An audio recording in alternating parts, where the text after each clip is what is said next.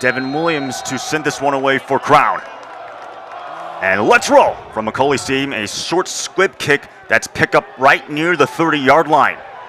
And here comes Wheaton on the return, brought down at the 45-yard line. That was Brett Dieter on the return for the Thunder. And here comes Wheaton offense, one of the more high-powered offenses in the country. Their passing attack has been absolutely lethal throughout this season. So Crown's going to have their hands full, but they also have some playmakers on their side of the ball as well. So this first drive, starting at the 45, great field position for Wheaton. We'll see what they try to cook up here on first down. Yeah, Wheaton averaging 308 passing yards per game, leading the CCIW. Also going to be 16th in all of Division III. They'll go through the air. Here's for Cucci over the middle, and he's got Seth Kortenoven on the completion into Crown territory. As the tackle is made by Nathan Tomlinson. Yes, Seth Kortenoven has 778 receiving yards this season, 8 touchdowns. He's leading this receiving core. And that's a connection that they're going to try and look for all day long. It's been working for them all season. They get it there for a first down. Also an all-CCIW nomination is Seth Kortenoven. They'll now run it up the middle with Matt Kreider, swimming right near the 30-yard line. An impressive debut and season for Kreider. Yeah, he's been very, very good over the course of this year. 654 yards for 9 touchdowns. He's been extremely efficient, a really hard back to try to bring down to the ground. We'll see how the Polars try to negate his ability to be able to run. They'll say it's at the 36-yard line. Here's for Cucci, rolling to his right, lobs it down the field. The pass is caught by Titherington. Touchdown, Wheaton. They strike first. That's the way that you start a football game. 3 plays in the end zone. A great play there. Caleb Titherington catching his 7th touchdown of the year.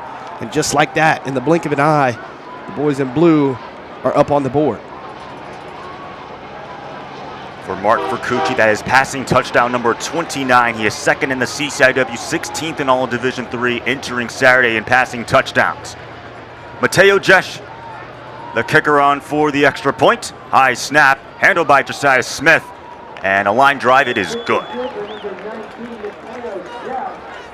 As we look at the replay, they're just going to go play action back into the boundary. Nothing's open on the front side, but Caleb Titherington on the deep crossing route from the backside beats his man. And a beautiful throw right in between 2 defenders. And that's a great cap to a very short drive. And when you start the ball at the 45-yard line and get 2 big pass plays like that, you're going to find yourself in a position to score, and they were able to do that there. Of course, for Wheaton, last year they went 9-2. They were the first team left out of the postseason. This year, back in the playoffs with an 8-2 record, they're hungry to make a deep postseason run. Absolutely. That's something that has been the fuel behind this run this season. Looking back to last year, the first team out just barely to John Carroll. But they have responded this year, coming into this game 8-2. Only 2 losses to 2 of the top teams in the country in North Central and Mount Union. And so far here in their playoff run in 2025, they've started extremely well. Rudy Kreiner, Nathan Tomlinson back deep off the Mateo Jesh kick. They'll get their first crack on offense, as that will be a kickoff touchback. Kreiner not going to touch it. And now we'll get the opportunity to see this Crown offense led by none other than Jamarius Courtney. Yeah, Jamarius Courtney is their fuel behind this offense. He's got 1,600 rushing yards, 25 total touchdowns, 17 on the ground, 8 through the air. He is the catalyst to bringing firepower to this offense. Wheaton's going to have to keep him contained in the pocket, as he's a great runner, and their defensive secondary is going to have to be great in the passing game as well. The running back is in the backfield, and it'll be a handoff to him. Donovan Sullivan churning forward, and they'll say he's brought down at the 30-31-yard line. Yeah, this is going to be a running offense for the Polars. They love to keep the ball on the ground, don't pass the ball a lot. On this first play, they pull a few offensive linemen to the front side, and Wheaton was able to get a hand on him in the backfield. But great job by Solomon keeping his feet churning and making that a positive gain. Nate Tofflin, one of the players to make the tackle, gain of 6 on first down for Crown's opening drive. It's 2nd down and 4 from the 31-yard line. Courtney is going to keep it himself now, throw to the outside. That pass is dropped, though, by Jagari Hunnicook, and it's 3rd down. It's actually really a great play design. Wheaton goes with the 5 down front. They've got 4 down linemen, and number 8, Luca Torti, the linebacker, walked up. And it was a good read, but the drop pass from Hunnicook forces a 3rd down.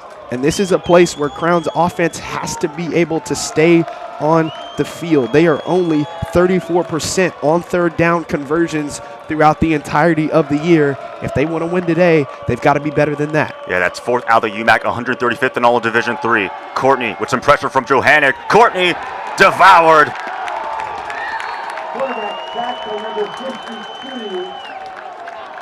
It's Owen Downing who brings down the quarterback. Yeah, they go play action. It's actually a decent pocket, good protection until it's not. And Owen Downing is able to get off of his interior block and get to the quarterback. He's more of a run stopper on the inside, but he makes a huge play bringing down Courtney. And that'll force a 3 and out here early in this game. Yeah, this Wheaton team coming in with 22 sacks, 2nd in the CCIW, only behind North Central. That's a block kick. It's picked up and returned into the end zone for the touchdown by Tiger Cannon. What an amazing play from the punt block team of Wheaton. They're one of the best in the CCIW, respectfully, in blocking punts.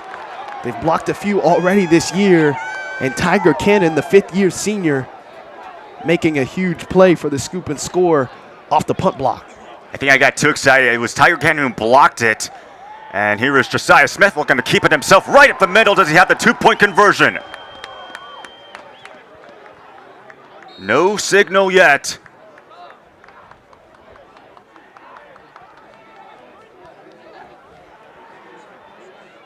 And they're going to say it's no good. Point conversion attempt is no good. With 12-18 left in the first quarter, with 12-13. Going back to the block punt. There's only one protector back there. You see him right in front of the punter. He picks up one guy, but Tiger Cannon, number 43, comes in there and sweeps it away. And Brett Dieter with the heads-up play to scoop that one off the ground. And then here's the tried 2-point conversion. Wheaton has done this swinging gate pretty much all year, but they declared him short. But even with that 2-point conversion, even with the punt block, even with the deep shot down the field on the 3rd play from scrimmage, Wheaton is coming out and they are playing very, very aggressive. They want to apply the pressure, and right now they're winning that battle. They had a punt return for a touchdown against Augustana. They have 3 block kicks against Augie, Illinois Wesleyan, and Milken. As you said, it was Brett Dieter, not Tiger Cannon, who picked it up and returned it into the end zone for the touchdown. Tiger Cannon will get credited for the block. But exactly the start that you won if you are the Thunder, up early 13-0 over Crown. You can't draw it up any better than that. You get great field position, you capitalize quick and early, get a 3 and out, and then block the punt. That's great momentum, which Wheaton has right now in all of its entirety. Rudy Kreiner was there on the return, and the guy that just returned it into the end zone for the touchdown, Brett Dieter, one of the many Thunder players on that tackle. And if you're Crown, you've only got 3 plays underneath your belt. This is one of those drives where you got to pick up a first down right here. You got to build on this drive. You kind of had the jitters the first drive. Usually the second drive, you kind of are able to kind of hone it in, and then by the 3rd drive, you're comfortable. But they've got to be better here. Turner Humphrey was the man in motion. It looks like Courtney's going to keep it himself, as he will gain about 2 yards. Of course, this Wheaton defense, top 20, 2nd in the CCIW in points per game allowed. Yeah, and they know how important it is to stop this running game early. Courtney and this offense can be very explosive on the ground if they're not gap sound. So we'll have to see how this continues to play out. Early on in the game against the run game, it's really easy to be keyed in on the running back and on the quarterback, especially in this offense. But are they going to be able to keep it up? And can Crown make them pay if they slip up at all? Second down 8 here is Courtney feeling the rush. It's Peter Johannick there to dump the quarterback. He already has the most career tackle for losses. Passing Andy Studebaker, gets there for the sack. That is his 10.5 sack of the season. Just a speed rush around the edge, beating Donovan Quincy, the left tackle. And he has been a problem all year long. 17.5 tackles for loss coming into this game. That would make it 18.5. They're going to have to slide protection his way, double team him, chip him with the running back, or else they're going to be seeing that picture all game long. Third down and long. Here comes pressure. Courtney once again feels the rush. He's devoured. It looks like it was Rex Kroger there to bring down Courtney. Brings up fourth down. Yeah, and once you slide your protection to Peter Johannick, you've got to worry about Rex Kroger. He is right here at the bottom of your screen, just working the speed rush. Nothing open downfield, and Rex Kroger able to pick up another sack on his tally this year. And once again, that was 3 negative plays for the Polars. Hoekstra with a much better boot as it was not blocked. Still solid field position for Wheaton. Seth Cordova not opting to touch it. And the Wheaton Thunder football offense now get the ball back. Yeah, and if you're Crown's defense, you got to be expecting a shot play. But as well as Wheaton has thrown the ball down the field, particularly after punts, particularly after changes in momentum, they've got to be expecting a deep shot here. First down and 10 from the 46-yard line. RPO, and the quick pass to the outside. It is with Jewett. Jewett dragging defenders all the way down to the 40-yard line. Kevon Davis, one of the players on the tackle.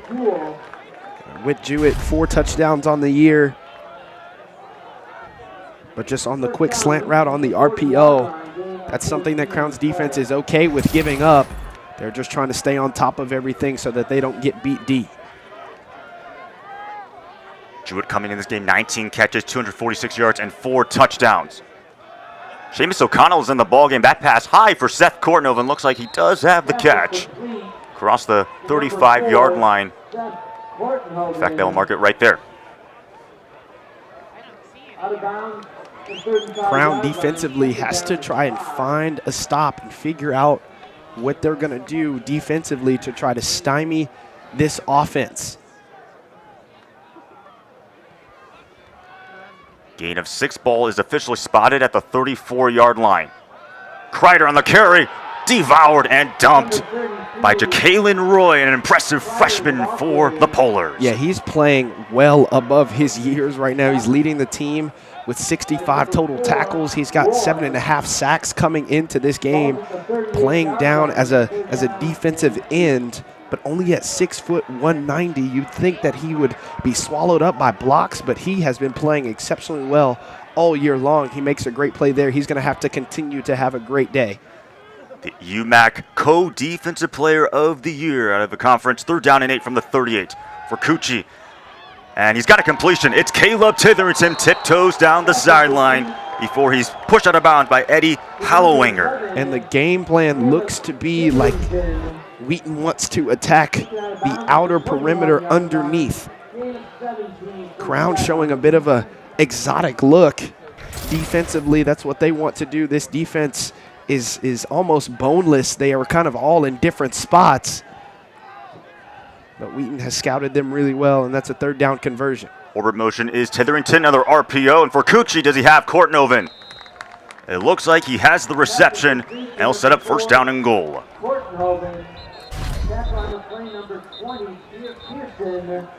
They just go with the RPO, and Seth Courtnoven working his way up the seam as a corner, as there's a player down on the field. As a corner, you can't give up your inside leverage that easily. But we'll see how the game plan kind of changes. Obviously, there's a lot of speed with Wheaton's receivers, but now since they've got the end zone to guard and there's not as much space, we'll see if they tighten up the coverage, as there's an injured player on the field right now. As we said before, Crown 7-3, 6-1 out of the UMAC. If you know Crown football, not necessarily known for producing good seasons. In fact, this is only their 4th winning season and first since 2010. Before this season, they had 13 straight losing records, including 3 winless seasons and back-to-back 1-9 seasons. Going into this year, they were picked second to last out of the UMAC, but they have defied all expectation. Coach Franz has done an excellent job with the Crown Polars. He absolutely has, and this is with a young team. Mind you, there's a lot of freshmen on the field on both sides of the football, and they've done exceptionally well to be able to surpass what they were projected as a young team, a team that doesn't really have much of a football culture. They've turned it around, and that is always awesome for your program. Jacqueline Roy, the talented freshman, is being helped off the field. First down and goal from the 7-yard line, 7:48 left to go. Thunder already up 13-0 off an opening drive touchdown, and then a block punt return for a touchdown by Brett Dieter. Jumbo package now for Wheaton. They'll hand it off to Ben Juska, surging forward, and it's going to bring down 2nd and short. Ben Juska, the ball carrier, stopped at the 2-yard line, gain of 5. Yeah, Crown just with no penetration past the line of scrimmage, particularly when you're trying to stop the run. We saw it a few plays ago, but Jacqueline Roy was able to get behind the line of scrimmage and make a play. It's what they're going to have to do and try to focus on with this Wheaton offense, or else they're going to be in big trouble in the run game. Crowder the one in motion. Juska right at the middle again. He should be in, and he is. Touchdown, Wheaton. Ben Juska, the 5th-year senior, the former All-American, lining up in the backfield, getting 2 straight rushing attempts, and on the 2nd time, he punches it in for 6. That is his 3rd rushing touchdown of the season, coming into this game with 8 total touchdowns if you include his receiving stats. Mateo Jesh on the extra point for Wheaton.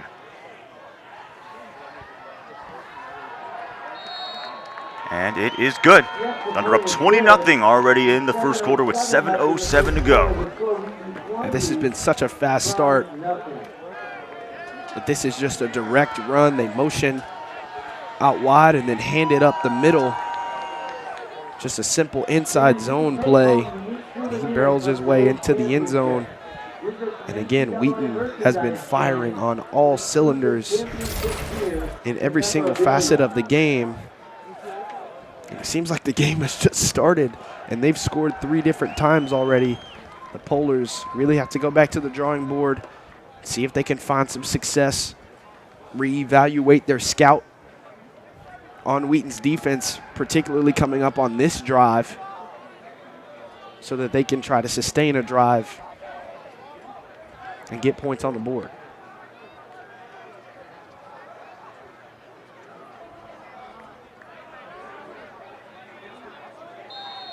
Crown coming into this game 11 yards so far, and we haven't even played a quarter. Meanwhile, Wheaton 128 yards, punching it in twice, one with Titherington, the other one with Ben Juska.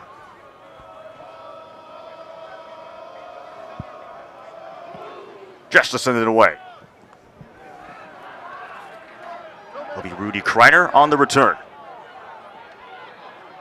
Kreiner still going before being dropped by Aiden Duran. Number 1, Rudy Kreiner. Stop by number 22, Aiden Duran. Ball starts the 18-yard line. There's Kreiner on the return on the replay. Great tackle by Aiden Duran, but offensively, Crown has to understand that Wheaton is trying to sell out on the run. They have been sending blitzes and pressures pretty much every single play. daring them to throw the football. We'll see if there's a quarterback run play action that they pull out of the bag. Something similar to that to try to spark this offense. Devin Williams is in the ball game, and it'll be a stretch run to him. Williams is met by Luca Torti. He was not fooled. Luca Torti, the preseason All-American, coming into this game with 66 tackles, was in perfect position. He read that quarterback, running back veer play. The quarterback handed it outside, and nobody touched Luca Torti, who is the force player. Nothing can get outside of him is what he's taught. He was able to make a great play there and not let the runner get out of his hands. Torti also named first team all CCIW this past week. Second down and long. Courtney going to set up a quick string to the outside, and Nate Tofflon read it really well. It's going to be third down. And Nate Tofflon, the boundary safety, doing a great job of reading that. I thought that was actually a really good play call. And if the left tackle, Donovan Quincy and John Martin, are able to get out there, I think they're running in space. But Nate Tofflon reading it like a book, coming down and making the play. And here's another third down and long that the Polars are facing. Polars 0 for 2 on third down conversions thus far in this ball game. They must get to the 28-yard line to pick up the first down. Wheaton showing pressure, and they will bring it. Courtney feeling the rush. Marius Courtney is taken down again. Zeke Harris as well as Chandler Bryant combining in on the sack. Yeah, this is tough. They are running just a six-man pressure trying to get to Courtney, and they do once again. It's a great defensive call to draw up a blitz. And right now, Crown has not been able to make them pay. And here's another blocked punt for a touchdown. That time it was Brett Dieter who blocked it, and Tiger Kennan who took it in for the touchdown.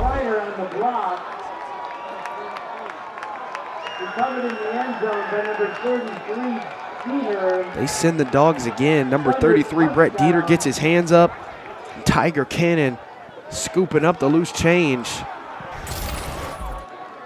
It's their second block punt, returned for a touchdown here already in the first quarter. I mean, coming into this game, Crown only allowed one block punt. That came against Minnesota Morris, as that extra point is good. But they've also allowed 4 block kicks entering this ballgame.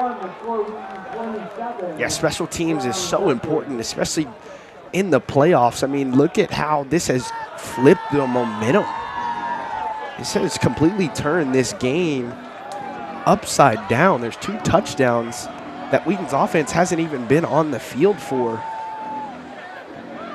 And yet that has fueled this Wheaton team to continue to play. And now Crown is down 4 scores.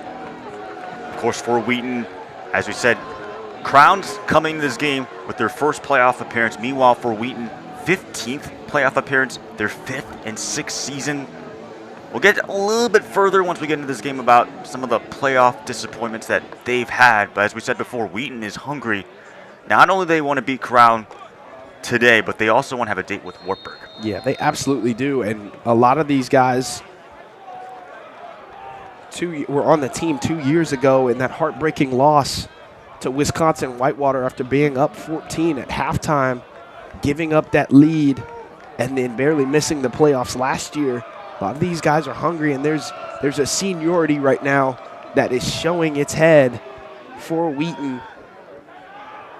The Polars trying to figure it out with their young squad. Rudy Kreiner yet again on the return. Driven down back near the 20-yard line, but they're going to mark him short. Tackle on the play, number 33, Peter. Ball box to 19 yards on first down, Crown. Crown still yet to pick up a first down. Not great field position. Coming from the 19. But again, Wheaton has been extremely aggressive on third downs, even on third down and longs when you expect the team to kind of drop back and play coverage. but they have gotten after Courtney and this running game as a whole. See if it's much of the same. Courtney off the play fake. Pressure from Johannek. Gonna lob it up deep down the field. Oh, what a grab! Jakari Hunnicook has the reception. A much-needed explosive play for the Polars. And that's exactly what they needed. They go play action. They get Hunnicook on motion so that he is at full speed when the ball is snapped. And just some miscommunication from the safety Colin Moore in the corner down here to the boundary. Grady Gann. Beautiful throw and a beautiful catch, and that's the type of spark play that this Crown team is able to do. They've just got to find more opportunities to do so. Of course, Crown not necessarily known for their passing, as you said. Coming into this game, averaging 84 passing yards. This is a team that's really built through the running game. Yeah, really built through the running game, but their passes throughout the games have been shot plays like that one. They like to go deep. They like to stretch the field, get one-on-one matchups on the outsides. So we'll see how they continue to do that. Wheaton's secondary has been tested throughout the year, so we'll see if they continue to try to take shots like that deep. They roll the pocket to the left. Courtney looking. Courtney, watch out. He's taken down again for the 5th sack by Wheaton in the first quarter. There's another great play, and this is a designed rollout. The right tackle, number 55, Ashton Davis, is not expecting Courtney to stop. He's expecting him to continue running or throw the football. He's just got to get in the defensive lineman's way just enough. But because Courtney pumped the brakes, the backside pressure was able to get there. Great coverage downfield for another sack. 2nd down and 14. Courtney to the outside. That pass is picked off. They're going to say it is Grady Gann, his first interception of his career.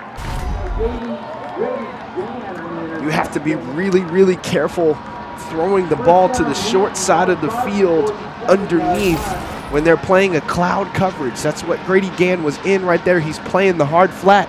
Anything underneath 7 yards, he is driving on it because he's got safety help over top. And that ball was late coming out of Courtney's hands, and it was behind him. Grady Gann was able to jump in front of that pass. They'll shut the play down. There are flags on the play. First time we'll hear from Jason Nickel. It's like it'll be an offsides, clearly. Offsides. Defense, number 56, with contact. 5-yard penalty, replay, first down. They will call it against the senior nose tackle, Millicent Greer, but you were kind of alluding to this before. Wheaton has excelled offensively, defensively, and special teams could not ask for a better start. Yeah, absolutely. They have come out ready to play, absolutely humming on both sides of the ball and in the kicking game. And here's another big run. That is Matt Kreider, the former Dayton Flyer, rumbling forward inside the 20-yard line before taken down by Rudy Kreiner. This is a beautiful play call. As the replays here, they go a formation into the boundary, the short side of the field, and then they run it back to the wide side of the field. They get the crack block from the wide receiver, Caleb Titherington. They pull the guards and seal off the box, and it's just so much running room as they're set up in business, back up again in the red zone.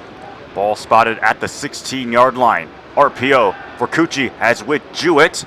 Jewett immediately taken down by Nathan Tomlinson. It's a good play by Nathan Tomlinson, understanding that he's got the end zone behind him, so he can kind of sit on that route, making that a minimal gain. But Wheaton will take that all day. Crown's got to find a way to get a stop here. A tip ball, a strip sack, just a stop is what they need here. Second catch of the day for Jewett. Kreider the one in motion. They'll fake the screen. And for Cucci, a tunnel screen to Ben Juska. Incomplete. The Polars are very, very lucky that this did not go. But good interior pressure right there was able to kind of throw Mark Forcucci off a little bit and not have an accurate pass off the fingertips of Ben Juska. And now it's a 3rd down, and this is where Crown wants to be as they're showing pressure here. Now, they're actually the first incompletion for Mark Forcucci, previously 6 of 6. Forcucci, once again, over the middle. It is caught for the touchdown by Ben Juska. Juska in the end zone for the Thunder touchdown. Do your dance, young man. There's a great job from Wheaton as they finish on 3rd down. Mark Forcucci has been lights out so far here in this game, making the defense pay. That's his 2nd passing touchdown here early. Mateo Jesh on the extra point, and it is good. 34-0 here in the first round of the NCAA playoffs on ESPN+. Go play action. This is actually a really good job up front, keeping Mark Forcucci contained. But the coverage on the backside just kind of breaks down. Ben Juska finds his way open for another touchdown. And as we're inside of 2 minutes right here, I mean, this is, you couldn't think of a better start if you're Wheaton and Crown. You're just trying to find ways to try to saw into this lead, try to chip away at this, get some stops. There's still a lot of game left. This is playoff football. We don't know what's going to happen over the next 3 quarters, but if Wheaton continues to play like this, it could be lights out here in a few minutes. I mean, Wheaton only has 178 yards of offense. They have not had to move the ball that much. Yeah, well, their field position has been fantastic, and then 2 of the touchdowns, 13 of Wheaton's points have come from punt blocks, and those being returned for touchdowns. So you kind of take a few of those factors out, and Wheaton offensively has not been very challenged since they've had great field position and they've had some help putting up points from their special teams units. Obviously, Jamarius Courtney has not had the game that he's wanted, but entering this game, UMAC Offensive Player of the Year, first team all UMAC, as you said, 1,619 rushing yards, 2nd in all of Division III, and also coming into this game with 17 rushing touchdowns, which is good enough to be 11th in all of Division III. Yeah, he is an exceptional player. He's wearing number 16, so it reminds me of Lenore Sellers a little bit in just his creative ability to be able to use his legs, but also to be able to throw the ball exceptionally well down the field. Unfortunately, he hasn't been able to have the day that he has wanted. It looks like that was a busted play because he was handed off to the wrong side. It's going to be no gain and it's 2nd down. That's exactly what it is, and that's been kind of the story of the game in the first half. If you're just now tuning in, just some miscommunication. Those are the type of things that can really hurt you, especially when you're trying to crawl back into the game, trying to build some momentum before the quarter ends. And for Courtney, with all these sacks, he has minus 14 rushing yards. Nearly under a minute to go here in this first quarter. A QB blast with Jamarius Courtney. Courtney rumbling forward to about the 30-yard line to get back some of those lost yardage and then some. And that's a bit of a different look that I think could really benefit Crown. They kind of go with the spread look, and then they go with the straight QB run. They're not pulling any guards, not giving the defense any tells that it's going to be explicitly a run play.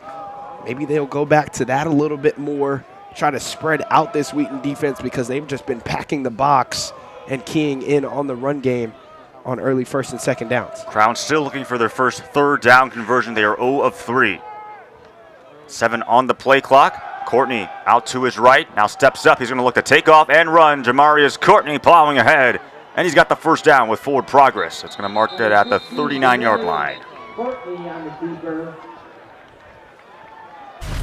And as we go to the replay, you see he's rolling out doesn't see anything downfield, and look at that burst. He gets upfield Timeout. so quickly. That's the end of the first quarter. As we finish up the first quarter, Wheaton's going to have to keep an eye on that because that is their offense pretty much. Courtney just going and doing what needs to be done, sticking his foot in the ground, making away with his legs. He hasn't been able to do it in the designed quarterback run game, so we'll see if he's able to kind of extend that and give his team some life in some other ways through the passing game and the improvisation game. Let's now talk about Coach Scott, 22nd Wheaton head coach. Obviously played at Wheaton in 2009.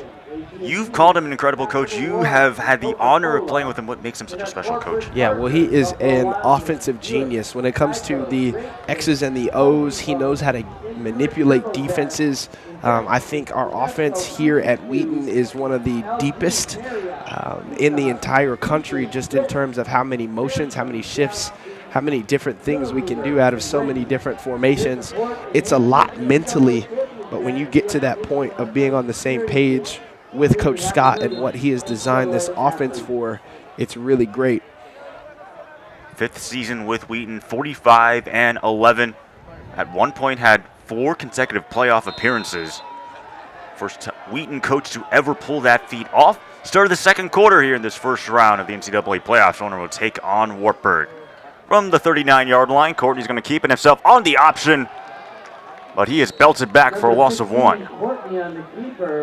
There's a bit of an exotic look from Crown. They go with the motion and try to bring back the triple option. They've done that pretty much all year, trying to get their receivers involved. But they've showed it so much on film that, again, Wheaton was ready for it. They've got to find different ways to try to open up this running game. They're not going to be able to just pass them to death. They've got to be able to find ways to get it going between the tackles or even on the perimeter here. That's Christian Lloyd, who's decked by Rex Kroger. 3rd down and long for Crown. Yeah, this defense is extremely hard to run around. You see Rex Kroger, number 2, chasing it down, and then great leverage from Luca Torti, number 8, keeping his leverage outside, trusting that he's got help coming from the inside.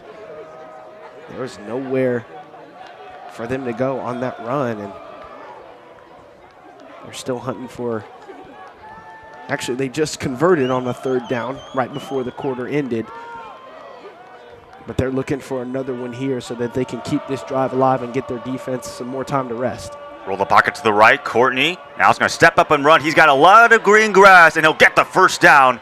Back-to-back times we've seen Jamarius Courtney take matters into his own hands and do it himself.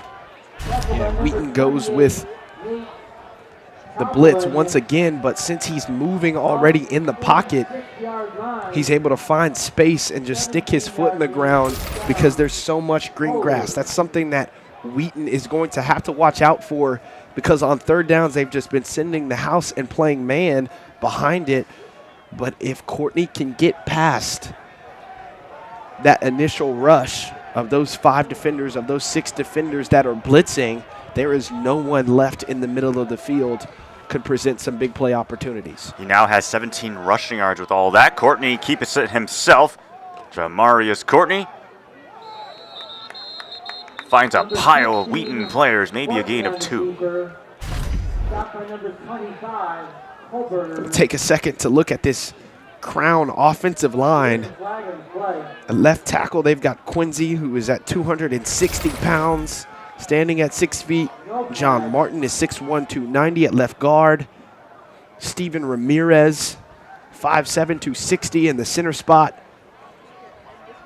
And then Phil Torres and Ashton Davis, both on the right side. Torres at 6'3", 330.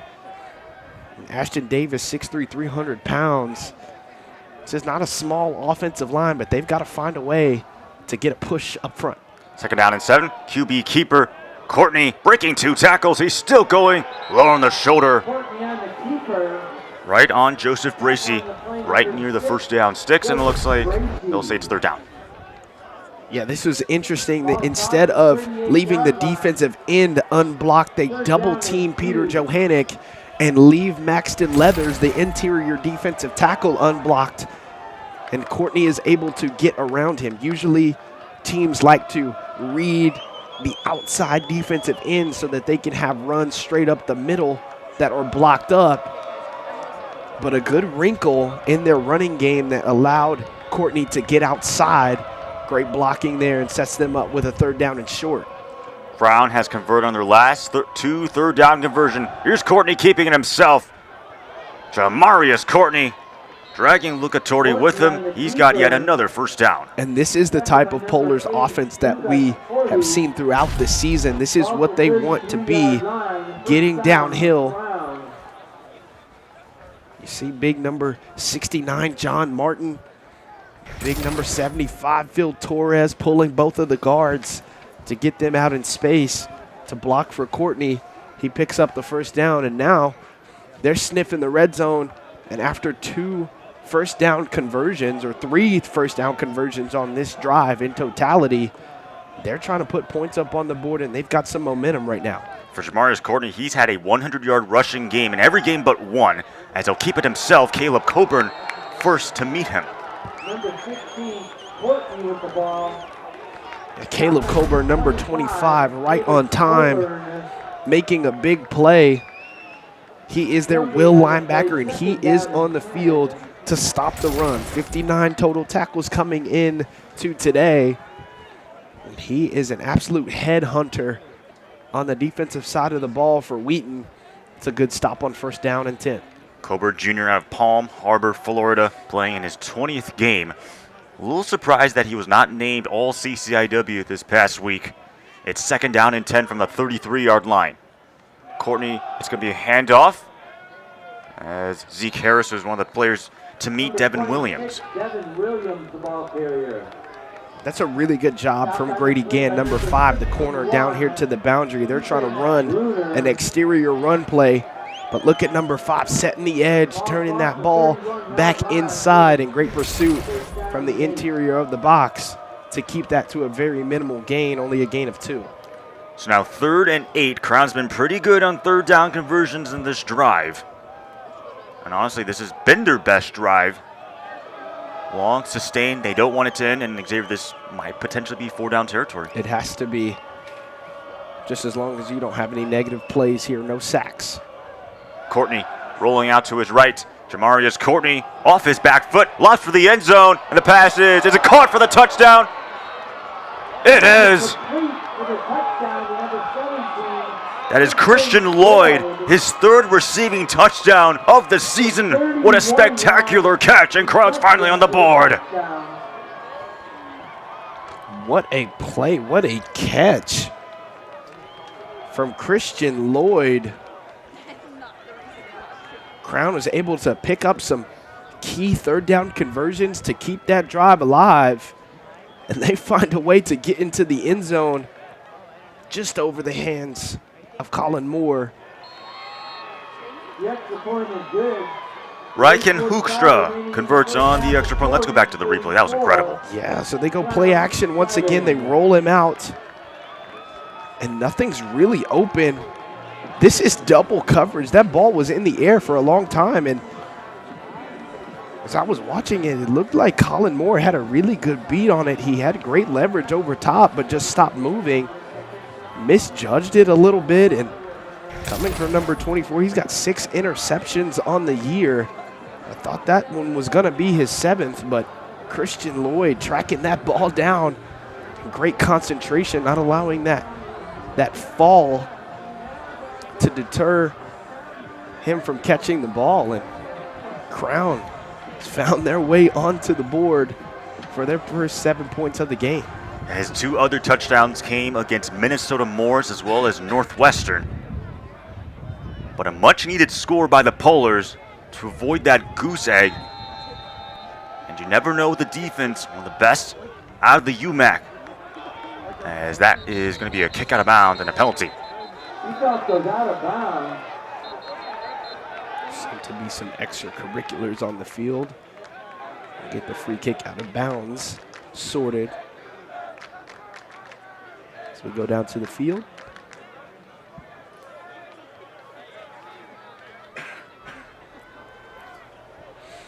Kick out of bounds. Kicking team, number 26. The ball will be placed at the 35-yard line. First down, Wheaton.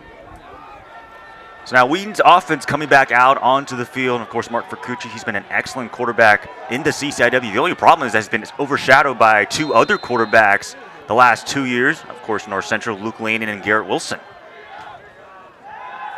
Vercucci, quick pass to the outside. He's got Seth Kornoven. Kornoven turning on the accelerator as he takes it across midfield. Tackle made by Luke Johnson. Outside of the Caleb Titherington touchdown earlier, Wheaton has just been nickel and diming this Polar's defense up and down the field. Just quick out routes, hitches, and then on that time, just the quick screen, just flipping it out there for a big gain. It looks like this one might come back as there was a flag on the play, maybe a holding, depending on where that spot is. Holding, offense, number 3. 10-yard penalty from the spot of the foul. Replay, first down. The penalty will be called against Whit Jewett. And you mentioned Crown's offensive line. Wheaton's offensive line, very solid, of course. A lot of attention coming on Aiden Kingsbury, but also Aiden Byrne and David Nussbaum earning all CCIW honors. Yeah, this Wheaton offensive line has played terrific without their starting center, Luke Self. He tore his MCL last week, but they have made all the adjustments that they've needed to throughout the entirety of this season. Vercucci able to hook up with Caleb Titherington before Rudy Kreiner able to push him out of bounds, and looks like we got another injured player on the field.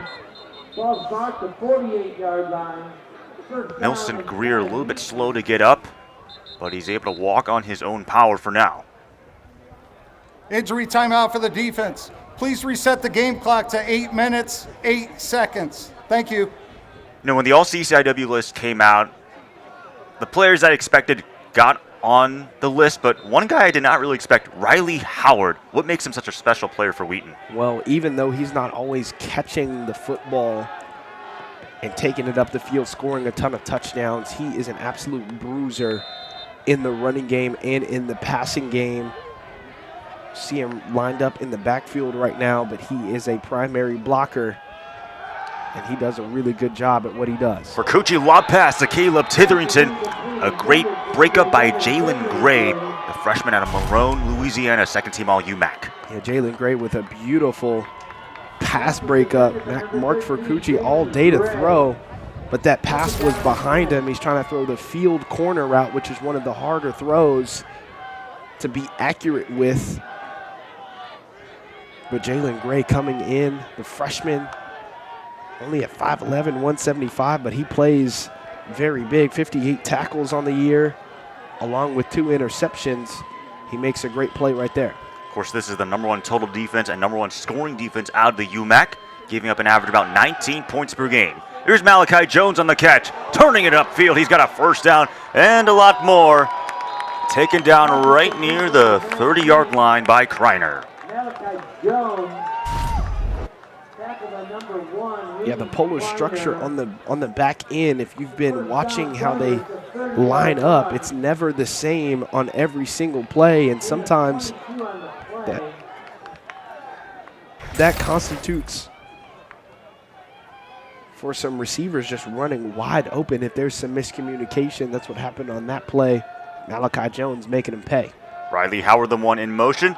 Now they'll give it to Malachi Jones. Feed it up the middle. Taken down near the 26, 25-yard line. TJ Nelson, the nose tackle, another freshman on this team, working through a double team and getting there on time. Luke Johnson also, the linebacker, showing his face and bringing down the runner right there. They're going to have to see more of that. Even though that was only a 4-yard gain, they're going to have to be better at getting these runners to the ground, especially in the run game, and try to force Wheaton into some third down and long chances, which they have not really seen today. Now the pistol look. Malachi Jones still has the football right up the middle. He's got a first down. Number 19. A little bit of eye candy right there by Wheaton, and it moves the chains. Yeah, a little bit of eye candy, but they just run power straight up the gut. The guard from the backside, JT Nichols, and then they pull number 44, Riley Howard, up into the hole. More of a counter look. But the middle of this defense has been just slightly porous for the Polars, and Wheaton has had success up the middle. This time it's Ben Juska. Look at the speed from him. Is he in? He is. Touchdown, Wheaton. Showing off the burners for his second rushing touchdown of this first half.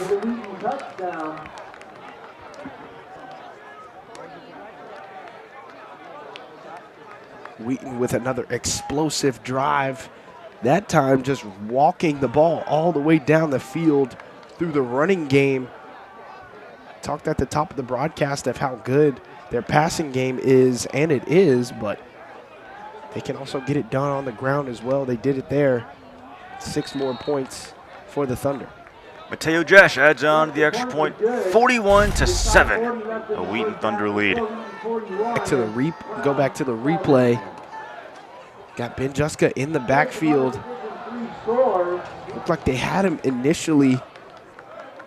Tovar, number 57, wasn't able to quite get him down, and then the contain from the top side of your screen was just nowhere to be found, and Ben Juska finding his way into the end zone. Such an asset for this Wheaton offense over the years. And he's playing well just again today. Just to kind of go around the rest of the Division III landscape, Muhlenberg leads Union 24-14. The winner of that matchup will take on Mount Union, who got the #1 overall seed from NPI. Susquehanna leads Washington Jefferson 21-17. The winner of that matchup will take on Christopher Newport. Hanover leads Grove City 17-0. The winner of that matchup will take on North Central. And Springfield Cortland tied 7 apiece. As the winner of that game will take on Johns Hopkins. As we said before, winner between Wheaton and Crown has a date with 5th-ranked Wartburg next Saturday. As the Crown trying to make a massive comeback down early.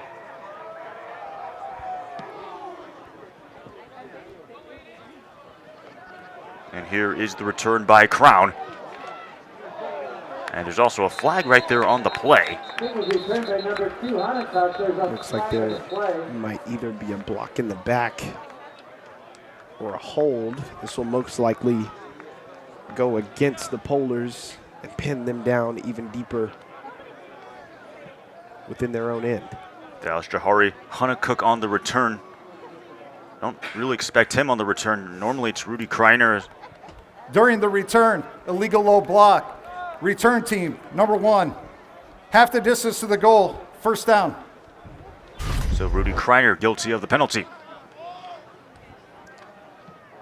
Yeah, he just dives at number 7, Mansell Amis's legs. He kind of flips him up over top of his back. That is a penalty on every single day of the week. So first down and 10 from the 8. With 5:35 left to go before the intermission. Courtney right up the middle. Jamarius Courtney is decked though. I believe that was Owen Downey, the first player to make the tackle. Yeah, Owen Downing gets past the back block on number 68, the center, Ramirez, and is able to bring that play down. It looked like it was a really good setup. They fake to try to get the secondary to step out towards the quick screen that they had set up. But one block, or one missed block rather, constitutes only a 1-yard gain. Under 5 minutes to go, second down and 8. Turner Humphrey, the one in motion. Courtney over the middle has a completion. And it looks like a first down.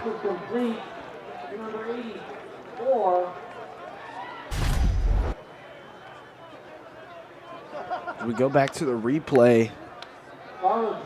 That's the same action that they got down the sideline to Jakari Honeycook on a few drives ago, but that time the post route pops open. He's able to put it on his man for a first down. We don't have number 84's credentials here. We don't have a number 84 on the roster, so we'll try to get that figured out. Courtney is going to keep it himself on the QB blast.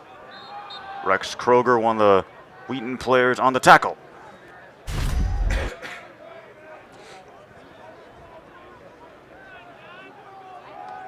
Courtney had to jump over his own lineman there, just tripped over his legs. And right now, if you're Crown, you got to be thinking, trying to milk this clock, see if we're the only ones that can keep the ball throughout the rest of the 2 minutes, because they get the ball to start the second half. Would love to get a twofer, but they've got to really, really get going here, pick up some more chunks. 29 rushing yards so far for Courtney. They'll stay on the ground game. Zeke Harris was the first Wheaton player to tackle Courtney before he lunged forward for a couple extra yards. Zeke Harris, the Mike linebacker in this Wheaton offense, has played exceptionally well. First team all-conference. He's got 89 tackles coming into this year, leading this Wheaton defense. He's been exceptional as a sophomore, playing well beyond his years. That's also going to be second in the CCIW, tied for 63rd in all of Division III. Wouldn't be surprised if he gets some all-region honors as well as some preseason American honors from D3Football.com next year. 3rd and 3, as we are approaching the 2-minute timeout. Crown must snap it, and they will. That pass is batted away by Luca Torti. Pass is brought down by number 8, Torti. That is an amazing play from the preseason All-American Luca Torti. Courtney actually makes the right read. Luca Torti is way too close to the line of scrimmage for him to just hand that ball off.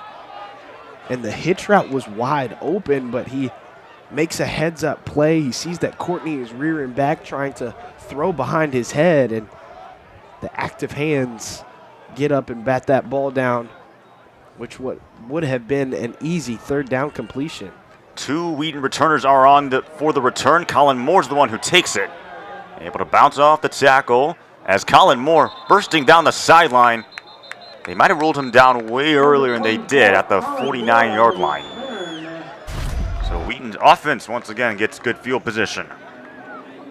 Wheaton doesn't come after this punt, and they try to set up the 2 returner look. Looked like number 8, A.J. Schaffer, actually had a chance to bring him down close to the 35, but that missed tackle springs Colin Moore. They're starting with the ball on their own 49-yard line. Still all 3 timeouts. The 2-minute warning still ahead of us. Wheaton looking to put up some more points before the half.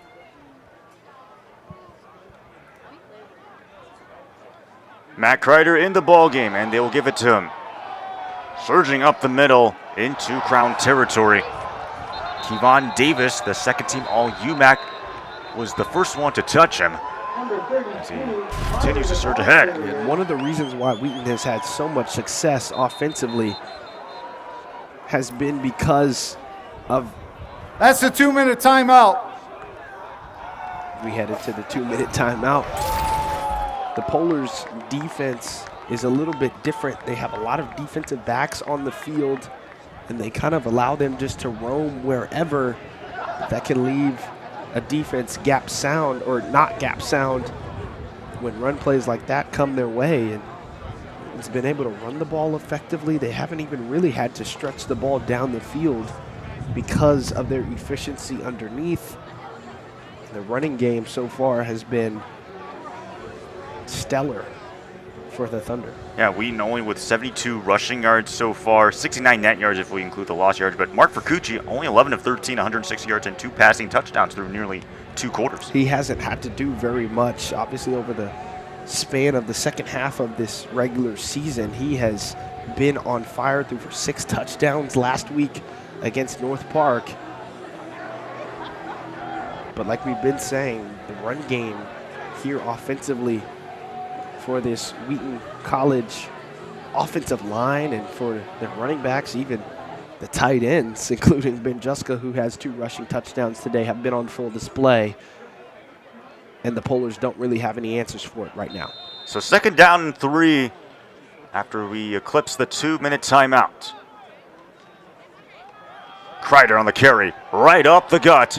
Matt Kreider spinning, twirling, taken down at the 35-yard line. Number 32, Matt Kreider. It is a beautiful thing when the running back hits 35-yard line by number 41. the backside of a cut.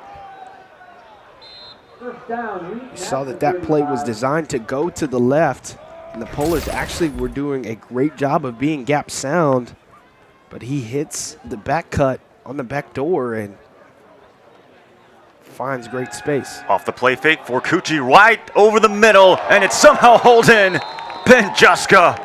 What a catch. Number 18, Ben Juska. They've been going run so consistently, and then they go with the play action, and Ben Juska is running wide open down the middle of the field, completely untouched. Looked like that ball was in the air for quite some time, but a great catch from Ben Juska. Great concentration. As a receiver, you kind of feel the ball in the air. You can kind of feel the defenders around you. You have to really be focused. But he was able to do that there. Only the 2nd catch for Ben Juska. Vercucci still has the football. Now flips to the outside of Ben Juska. He's in for his 3rd touchdown of the ball game. For the Wheaton touchdown, there's a flag after the There's play. a flag on the play. Hold everything.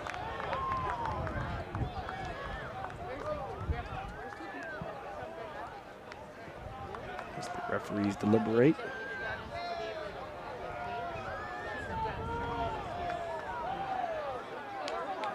Looks like it'll be a personal foul against the Polars. The result of the play is a touchdown. After the play was over, personal foul, defense, number 98. The offense will take that 15-yard penalty on the kickoff. So the penalty is against the nose tackle, TJ Nelson. Regardless, Ben Juska has the touchdown. This Wheaton offense firing on all cylinders right now. Getting it done in the pass game, getting it done on the ground. A very complete performance from the offensive side of the ball for the Thunder. Mateo Jesh on the extra point. It is good. 48-7. You go back to the replay. There's 3 tight ends to the top of your screen. As a defense, you're thinking run, and then they just slip out Ben Juska into the flat. Such an easy play call and such an easy read. Division I football scores.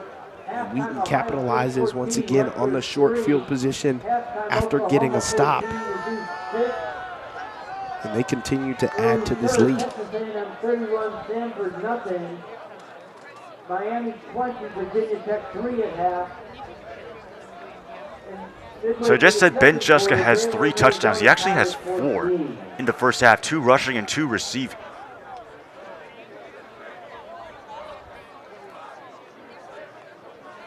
With 55 seconds left, we'll see what the Polars choose to do here, if they try to get aggressive with their play calling or try to kneel this out and just go into halftime. More likely than not, they probably won't have great field position, considering that Wheaton kick it from the 50. They'll probably try and pooch kick it, force a return, and try and pin them deep. Instead, Mateo Jesh will boot this one away as it goes into the end zone for the touchdown. 55 seconds left to go. Wheaton, so far, really impressive, especially on the defensive side. Yeah, they've gotten after the quarterback, gotten so many sacks this game, but more importantly, they have been all over the running game for the Polars. That has been their bread and butter all year. 2,000-yard rushing team coming into today, but there hasn't been a glimmer of hope in terms of running the football for the Polars. They're going to try to figure that out and see if they can get some run generated. But we'll see how the play calling is with 55 seconds left up on the clock. Yeah, only 171 total yards for Crown. Jamarius Courtney on the sweep is dragged down for a short gain. Tackled by number 25, Caleb Coburn.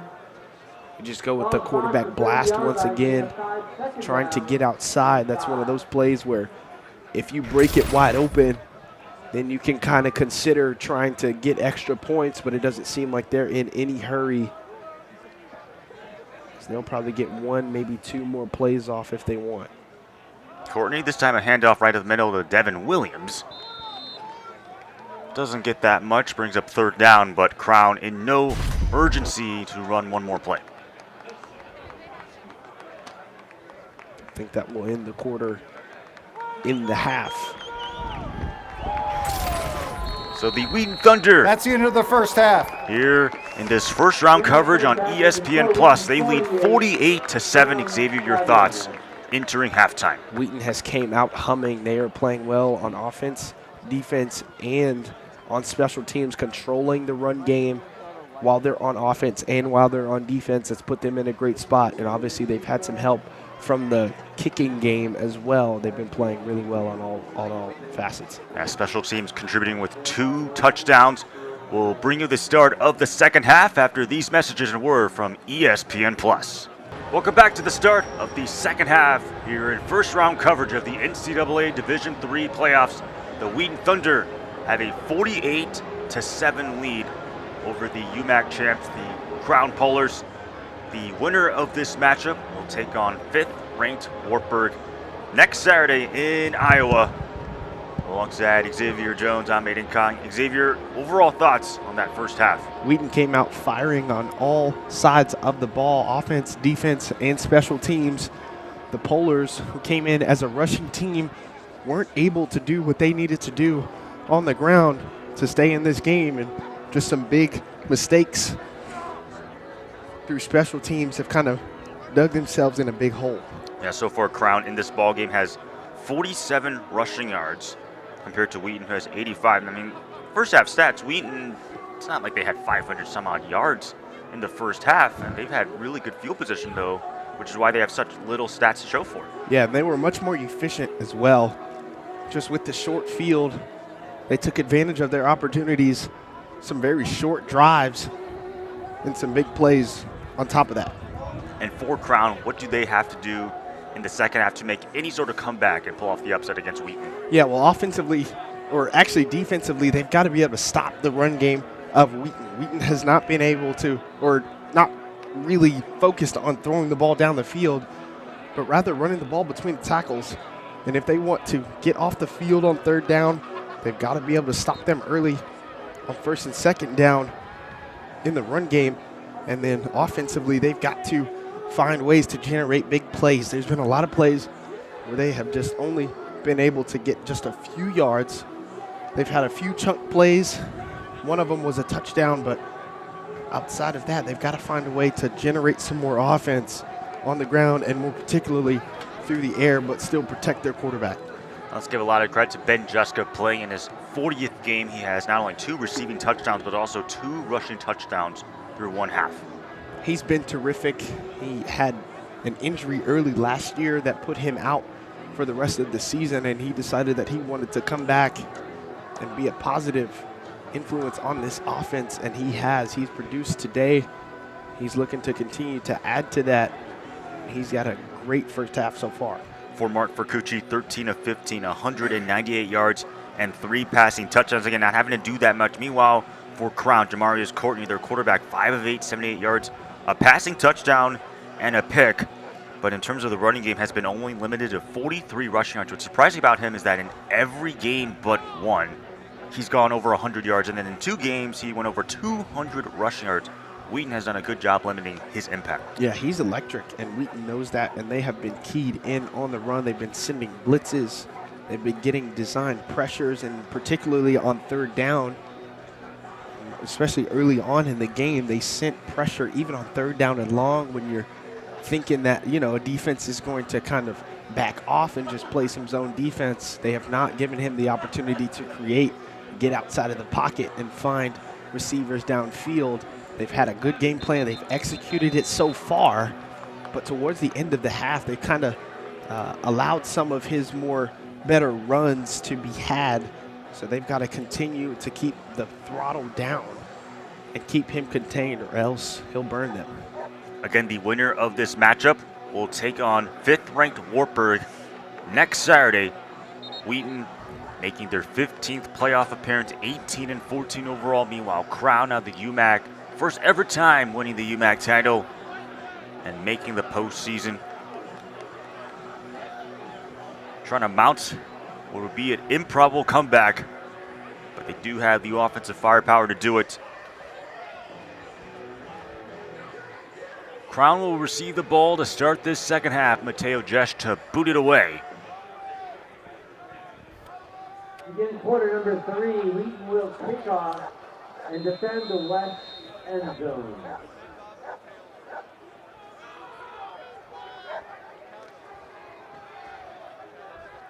Jahari Hunnacook as well as Rudy Greiner back deep to receive.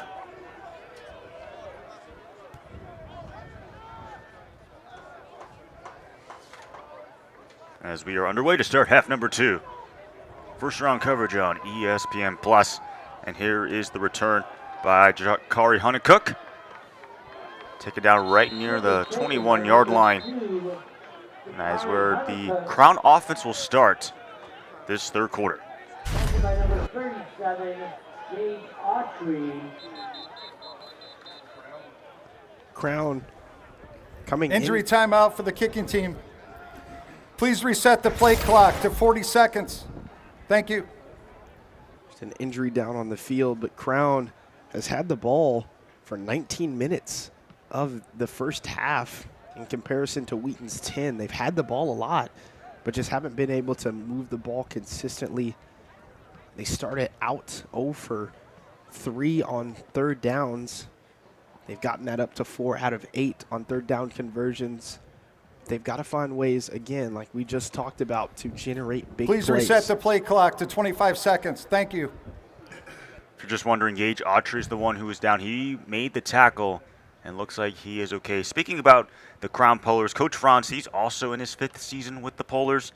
Even though he has a losing record, gotta really take those first 4 years out. But what's funny about him is that he spent most of his time at Dordt from 2012 to 2015, but mostly Trinity International, 2016 to 2021. The offensive coordinator at Trinity, Coach Butler, was at one point the head coach from 2018 to 2020. They were on the same coaching staff then, and they're on the same coaching staff now here at Crown. Yeah, it's great to actually build chemistry and build relationships with coaches. A lot of times, especially at the bigger levels, you're able to kind of bring your entire coaching staff with you, and over time that kind of gives you the opportunity to build just a specific culture that you like, and you kind of build culture and build chemistry with your coaches that runs down to your players. That was Donovan Solomon, still bursting forward. Second effort gets him 9 yards. Second team all UMAC from a season ago. A nice carry. That was his most explosive run of the day. As he finds a crease, Wheaton not completely gap sound. It looked like they had it snuffed out. But Solomon finds his way through the line, finds a 9-yard gain, and that's a really good start if you're the Polars. 695 rushing yards last year, led the team 4th out of the UMAC. Second down and short, stay with Solomon on the ground game. Number 37, Solomon, the ball. And it looks like they're not going to move the sticks. It's third down. It'll depend on the spot. Actually, they do call him short. But this Wheaton defense has been really tough to run against. Like you said, coming into this second half, Crown has only got 47 rushing yards up against Crown's 23 attempts. But because they're such a great rushing team, they've got to find ways to get the run game going. As that was Jamarius Courtney on the run. Immediately decked by Luca Torti. Number 67 from the offense lost his helmet. He will sit out one play. 4th down. I was going to say no gain right there. So back-to-back gains of none, 4th down, and Crown. And it looks like they're going to keep their offense out on the field.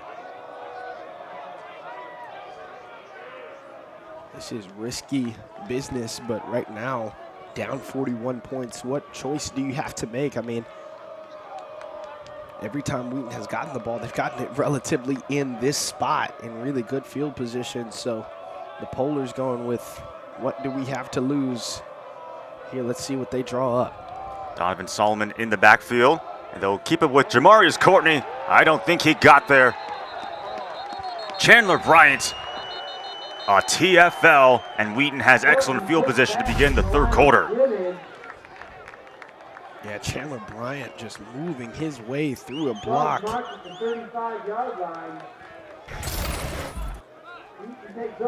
Phil Torres just could not stay in front of him, and the freshman came in this year from Allen, Texas, playing some great football down there in Texas. Came in, had a great camp, and they have utilized him all throughout this year. Even though he comes in secondary, he makes a huge play there on 4th down. 316 yards by Wheaton in the first half offensively. For Cucci, who stays in the game, has a hookup with Caleb Titherington, who will get that 1st down. And that is the 3rd or 4th or 5th time that we've seen this RPO just with the winner's slant from a maximized split, just trying to attack that space. You saw on the replay, there is a lot of space out there. And they connect once again. Mark Fukuchi on target as he continues his impressive day through the air. It's a wildcat formation by Wheaton. Juska with trouble with the snap. He's going to keep it himself. And there goes Ben Juska turning on the Turbo Jets. Is he into the end zone for the touchdown? He is not. He's going to be marked just short of the end zone. Looks like Nathan Tomlinson there on the tackle. Really athletic play. He bobbles the snap initially, and he just outruns Jalen Gray, the safety who was there to meet him at the line of scrimmage, and then trying to extend across the goal line just short, but 1st down and goal for Wheaton. It's actually Eddie Hallinger instead on the tackle right at the middle into the end zone, and it is a touchdown. Looks like Trent Gabriel, 1st touchdown of these playoffs, adding on to the Wheaton lead.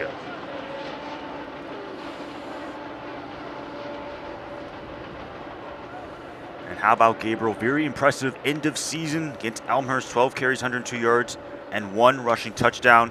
His 6th rushing touchdown of the season. Even though he is the 3rd back in the rotation, he is so important to this offense. Not only a really good runner, but great in the pass. Can catch the ball out of the backfield and also pick up blitzers coming from the 2nd level. But right there, he's rewarded for his labor for his 6th touchdown of the year. Go to the replay. Just a simple inside zone, and this Wheaton offensive line has been able to dominate the line of scrimmage. Very rarely have we seen any Polars behind the line of scrimmage, making plays, getting off of blocks early on in the play. And that has translated exceptionally well for this rushing attack for the Thunder today. And we mentioned this before on our past broadcasts. If you look at the appearance in the D3 Hoops, D3Football.com top 25, Wheaton has the 4th most appearance out of all teams in Division III. Yeah, it's incredible. Wheaton has been able to generate a lot of success over the years. I'm sure we'll talk about this at some point throughout the broadcast, but Wheaton has really struggled to kind of get over the hump. It's never been a question of, is Wheaton going to get in? It's always been a matter of how far are they going to go. Had a lot of 1st round, 2nd round, some 3rd round exits. You've only got 1 semifinal appearance in program history. That was Rudy Kreiner on the return for Crown. Number 1. I think they're going to give him forward progress at the 25-yard line. But yeah, those 4 other teams, it would be Mount Union, Mary Hardin, Baylor, and Linfield. That's the 1, 2, and 3, and then rounding out the rest of the top 10. Whitewater with the 5th most appearances, North Central at 6, St. John's at 7, Hardin Simmons at 8th, Johns Hopkins 9th, and then Delaware Valley 10th. In terms of appearances in the D3Football.com top 25 since 2003. Those stats provided by D3 Data, who do an excellent job providing Division III athletics and their stats. So now the offense of Crown is back out onto the field. They trail 55-7. Honeycook the one in motion. Courtney out to his left. Throws high. That pass incomplete. They're trying to go back to Honeycook at second down. Yeah, they get Honeycook on the move, and he is the flat player for this naked boot. Rolling to the left, but just a bit high. Again, that's been just a microcosm of this game. One of the rare times that there's been an open receiver for an easy pass. And the righty rolling to his left, a harder throw, just kind of sails it. And instead of first down and maybe, or second down and 4, now they're staring at a second down and 10. Courtney, they were going to roll the pocket to the left, and instead he'll take off and run. Lucatori brings him down from behind. As it'll be a first down gain all the way to the 31. Those are the type of runs that Wheaton has been giving up more as the game has gone on. Courtney has found his way through this defensive rush. They were getting after him quite a bit, but the Polars offense are trying to move Sellers so that this pass rush can kind of be thrown off. And when that happens, there's lanes for Courtney to run. He found it there for a big gain. From the 31-yard line, this time the carry. And that was Devin Williams, met at the line of scrimmage at second down. Again, on that play, on paper, if you're drawing that up, Caleb Coburn is supposed to be blocked by number 67, Donovan Quincy, who was pulling from the backside, but Caleb Coburn playing so fast, getting downhill. He's able to make that play before he has the opportunity to even engage in a block. It's the type of focus that they've put on this running game here so far, and it has paid dividends for them in terms of run defense. Second down and 11. Honeycook the one in motion. Courtney feeling the pressure. He will escape. Jamarius Courtney showing off the wheels. He's still going. Caleb Coburn finally brings him down across midfield. But man, look at the improvisation from Courtney. That is his best trait. The pocket is condensed. Looks like Wheaton might have a chance to get him down, but they don't. The pursuit stops for half a second. And he's able to find some more room for another first down, and this is something that you have been missing the entire game. And you see how different this offense, how much better this offense can be when he's got those opportunities to move the football. Devin Williams is in the backfield, and they'll give it to him. Williams taken down by Zeke Harris as well as Caleb Coburn, but looks like they'll give credit to Harris. There's another flag. Looks like it's going to be on Wheaton. There's the run from the last play. Wheaton swarming to the football. Referee's deliberating right now, but I believe this will be against the Thunder. Okay. After the play was over, unsportsmanlike conduct, defense, number 2, 15-yard penalty added to the end of the run, first down. That's against Rex Kroger. That is number 2's first unsportsmanlike conduct foul of the game. So it goes against Rex Kroger as Crown tags on an extra 15 for this drive. Under no circumstances should there be any unsportsmanlike conduct penalties, especially if you're up in this game by a considerable amount. There shouldn't be anything extra going on after the whistle, but Rex Kroger found himself in that spot. Courtney out to his left.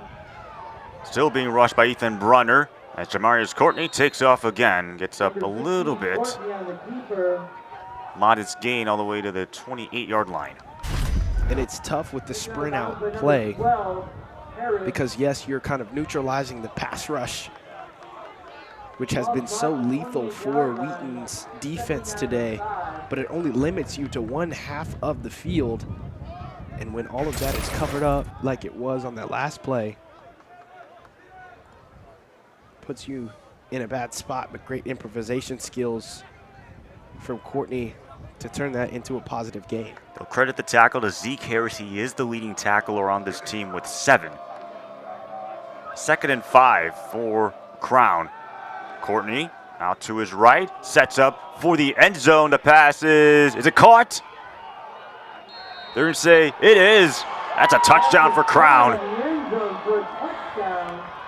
That is Cartier Gordon, his 2nd receiving touchdown of the season. It's the 2nd touchdown that we've seen from Crown, that the receivers are just not giving up on the football.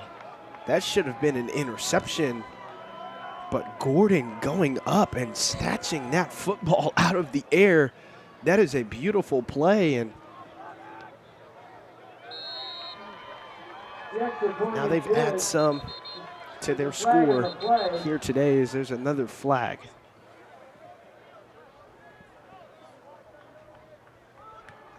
For Courtney, his 2nd passing touchdown of the game. I mean, this is the UMAC Offensive Player of the Year, 1st team all UMAC. And Courtney, the result of the play is a good try. After the play was over, unsportsmanlike conduct. Kicking team, number 50. 15-yard penalty will be added to the kick. It's going to go against Tel Frischkinger of Crown. That is number 50's first unsportsmanlike conduct foul of the game.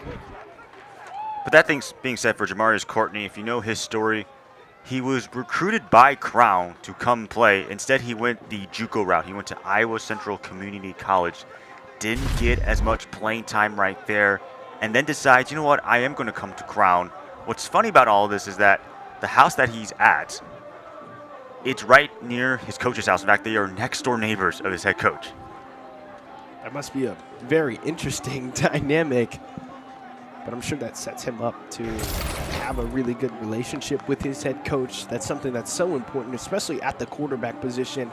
You want there to be an established trust and established relationship that carries into games that stem from practice and things outside of practice. It's really cool as we got to see that replay right there. It's a great play from Gordon to bring that ball down out of the air. That was Riley Howard who took it off the squib kick. Wheaton's going to get beautiful field position for Jamarius Courtney. He played at 3 different high schools. Somehow, someway, finds himself back near where he played high school.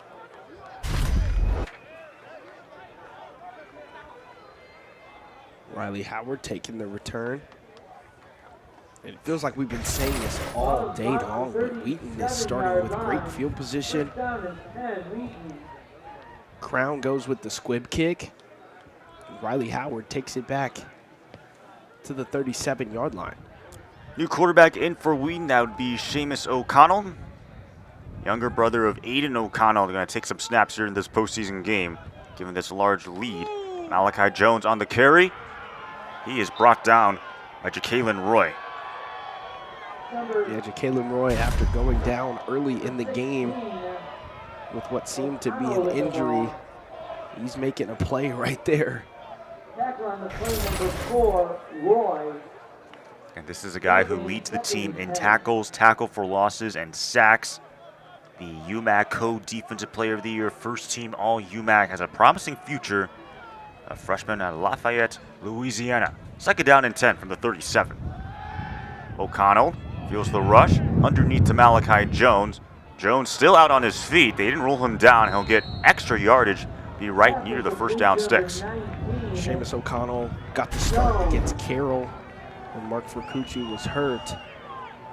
One of the things that he did so well was not force the ball downfield, but got the ball to his checkdowns, didn't take sacks, and was really efficient, allowed his playmakers to go out and make plays. That play was very resemblant to that. It's a jumbo package. Aiden Kingsbury is lined up as a tight end alongside Riley Howard. Now they have Kingsbury out in the backfield. Preseason All-American as Coach Scott going into the bag of tricks. O'Connell, and he's got Courtnoven. Wheaton's got the first down as Nathan Tomlinson again on the tackle. This offense comes with all the bells and whistles. They go with the jumbo package. They shift, they motion, and just flip it out to Seth Courtnoven down to the top of your screen for an easy completion and a first down. Now the ball spotted at the 21-yard line. Seamus O'Connell Sr., Long Grove, Illinois, coming in this game with 6 passing touchdowns and 2 INTs. That might be a free play. O'Connell is going to take a deep shot to the end zone, and the pass is incomplete, as it was intended for with Jewett. Second down.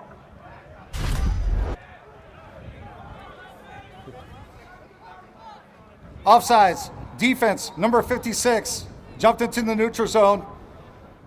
5-yard penalty, replay, first down. Forgot it. They did have the flag. That's why they took the shot. So 1st and 5 instead from the 16-yard line. And Xavier, given how Wheaton is putting their second stringers, potentially their third stringers as we get further into this game, what is Coach Scott looking for? Yeah, he's looking for guys to be in the right spots and just to play really, really hard. 2 staples of this Wheaton program is relentless effort and to do your job, and that's what he's looking for. Not looking for anything special. Just go out and do what the plays are calling you to do. There's Malachi Jones lunging for the end zone. He also lost the football. Is it a touchdown is the question. It could also be a touchback. Looks like they're going to spot him just short. It was pretty close. This is a play that's supposed to go to the left. You see the pulling guards. You see Ben Juska pulling out to the left to the bottom of your screen, but he cuts it back. Finds a crease. Not sure if he was down, but that's where they'll spot him, and it'll be first down and goal from the 1. Jones staying in the ball game. Charlie Duck, the one in motion. Malachi Jones, is he going to get in the end zone, trying to be pushed? I don't think he got there. Ja'Kalen Roy, the first Crown player on the tackle. It should be second down. The ball also just came out. The runner's progress was ruled stopped. He is down, second down. I mean, look at Ja'Kalen Roy working from the backside. He is such a phenomenal player.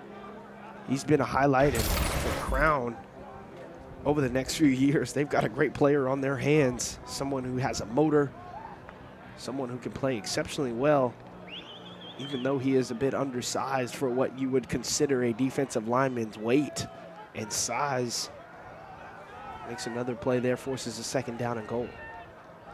Courtnoven, the one in motion. Roll the pocket to the left. O'Connell for the end zone. It's Seth Courtnoven. Is he in? It looks like he's in. Touchdown, Wheaton, as they hit the 60-burger.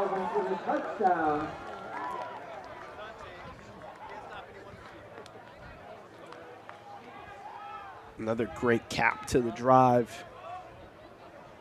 Not as explosive as some of the earlier drives, but they still get it done. Seamus O'Connell is able to finish it through the air to Seth Courtnoven as he plows in for another touchdown. First receiving touchdown for Courtnoven in the playoffs, as the extra point is good. As also his 9th receiving touchdown. Let's get back to the replay. Here we go back to the replay, and they start Seth Courtnoven at the top of your screen, and on the motion, they bring him down to the bottom, and they snap it while he's on the move. He is at full speed, heading straight for the pylon. Rudy Kreiner was the man in coverage right there, and that is so hard to defend. across the entirety of the field. You're trying to avoid receivers, avoid your teammates who are guarding their men. There was just enough separation to get Seth Kortenhoven into the end zone. 404 yards now for Wheaton. And if you look at the stats coming in this game, Crown only allowing about 19 points per game, 269 yards per game. That puts them first out of the UMAC in terms of their scoring defense, 59th in all Division III. And then for Wheaton, you look at their scoring defense, they're averaging about 18 points per game and giving up about 288 yards per game.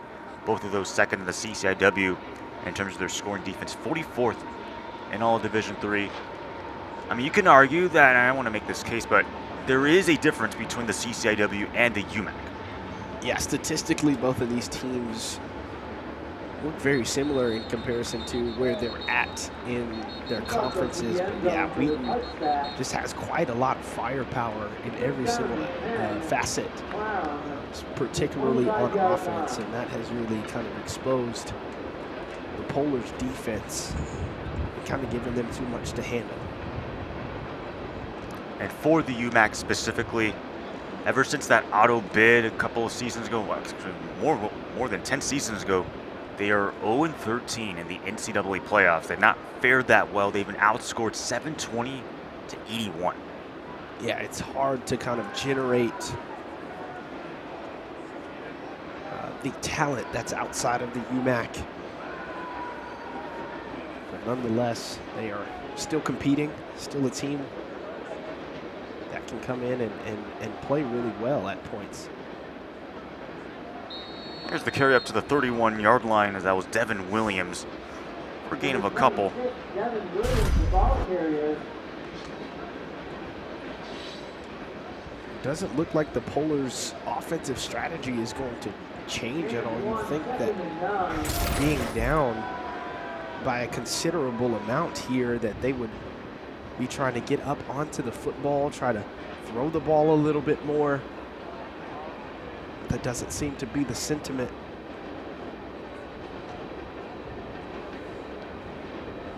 Second down, Courtney looking to pass. He's going to dial up the deep ball down the field, and is it caught? It looks like it's incomplete. They're trying to go back to Christian Robinson, but it is third down. Aiden, I always speak too soon before a team actually does that. I was talking about how they weren't probably going to take a shot, and they do right there. Honestly, watching the film from the Polars, they are one of the better teams in throwing post routes. They do a great job of getting there, bringing that safety down, and then throwing the post over top. They had an opportunity for a big play right there, but they just couldn't haul it in. Third down and 9. Courtney out to the right, and that pass tipped and intercepted. A chance at a pick six, and indeed it is for Joseph Bracey. Joseph Bracey taking the end zone for the Wheaton touchdown. Joe Bracey on the year, only 10 pass break. Actually, he leads the team in pass breakups. Not only just 10 pass breakups, that's a lot, but has not found his way to many interceptions in comparison to some of his teammates. He had an interception right before halftime against North Central. He gets one there. The opportunistic corner takes it home for 6.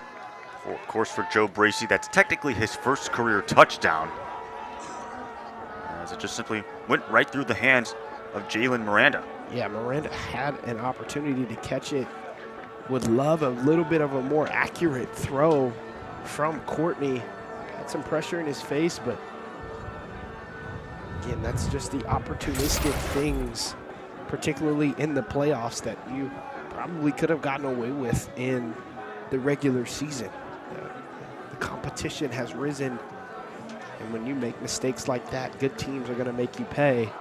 Joe Bracey was able to do that there. Yeah, for Crown, this has been an incredible season. I mean, they started the season 0-2. They lost to Hamline as well as Simpson, and then went on a run, coming into this game having won their last 3 games, 7-3, 6-1 out of the UMAC. I'm hoping to get to Greg Thomas's article In fact, let's get to it right now. Greg Thomas talked about how when Coach Franz took over the team back in 2021, they barely had enough players to run a full practice. They had about 40 players. They were struggling with retention recruitment. They were struggling to get support from the school. They were averaging about 20 fans per home game, and this was the kicker for me. You had staff and faculty who worked at Crown who would literally go up to Coach Franz and apologize for how bad the program was. I don't think those same staff and faculty are apologizing now after what he's done this season. Yeah, and even though this game seems to be out of reach for the Polars, what Coach Franz and this coaching staff have been able to do has been awesome. When you go out and you try to look for coaches that you want to kind of reinvigorate a program, you want guys that can come in and be culture changers and be people who can inspire people to come and play and to buy in to the culture that you've created and the culture that you want. Despite today, even though it hasn't gone their way, it's been a terrific season and a great testament to what they've been able to do that they've been building over the last 5 years. Christian Lloyd, the one in motion, they'll go for a screen pass to the outside and nowhere to go for Donovan Munoz. It's second down and long. They go with the quick screen, and there's just some hesitation right there. He's got yards, but you see he's trying to bounce back outside, and there's no leverage out there. His block is set up to where he has to run inside of him, but he tries to get outside, and instead of picking up a few yards, he loses them. So second down and 12 for Coach Franz's unit. Just wanted to correct myself. It's not Coach Franz. I literally asked one of the ground workers, how do you pronounce his name? It's Coach Franz. As there's a carry right there. And maybe getting back to the line of scrimmage is Courtney. It's third down. This is another one of those plays where Wheaton is just winning at the point of attack. They have been all over it defensively today in terms of stopping the run. As soon as Courtney gets downhill, as soon as he tucks that ball underneath his arm, they have been all over him. Really, the only running success that they've had is when he's improvised off of the pocket movement throws when he's rolling out. Crown 4 of 10 on third down conversion under 90 seconds to go in the third quarter, which has been dominated by Wheaton. Courtney, stretch run to the left side. He ran into his own offensive lineman. Actually ran into Christian Robinson, one of the receivers out there. Otherwise, he might have picked up the first down. Yeah, they're pulling to the bottom of your screen, but he cuts it back. Looked like Tiger Cannon actually was able to trip him up so that he couldn't get that first down, but it was a good thing that he did get tripped up right there because he was going to be running for a long time if he would have been able to stay on his feet. So fourth down and 3. Ryken Hoekstra on the punt. As Colin Moore going to signal for the fair catch with 42 seconds to go here in this third quarter. See Wheaton, barring some crazy catastrophe, likely going to be playing that second round against Wartburg. That being said, I mean, we talked about this before, some of the early playoff exits for Wheaton.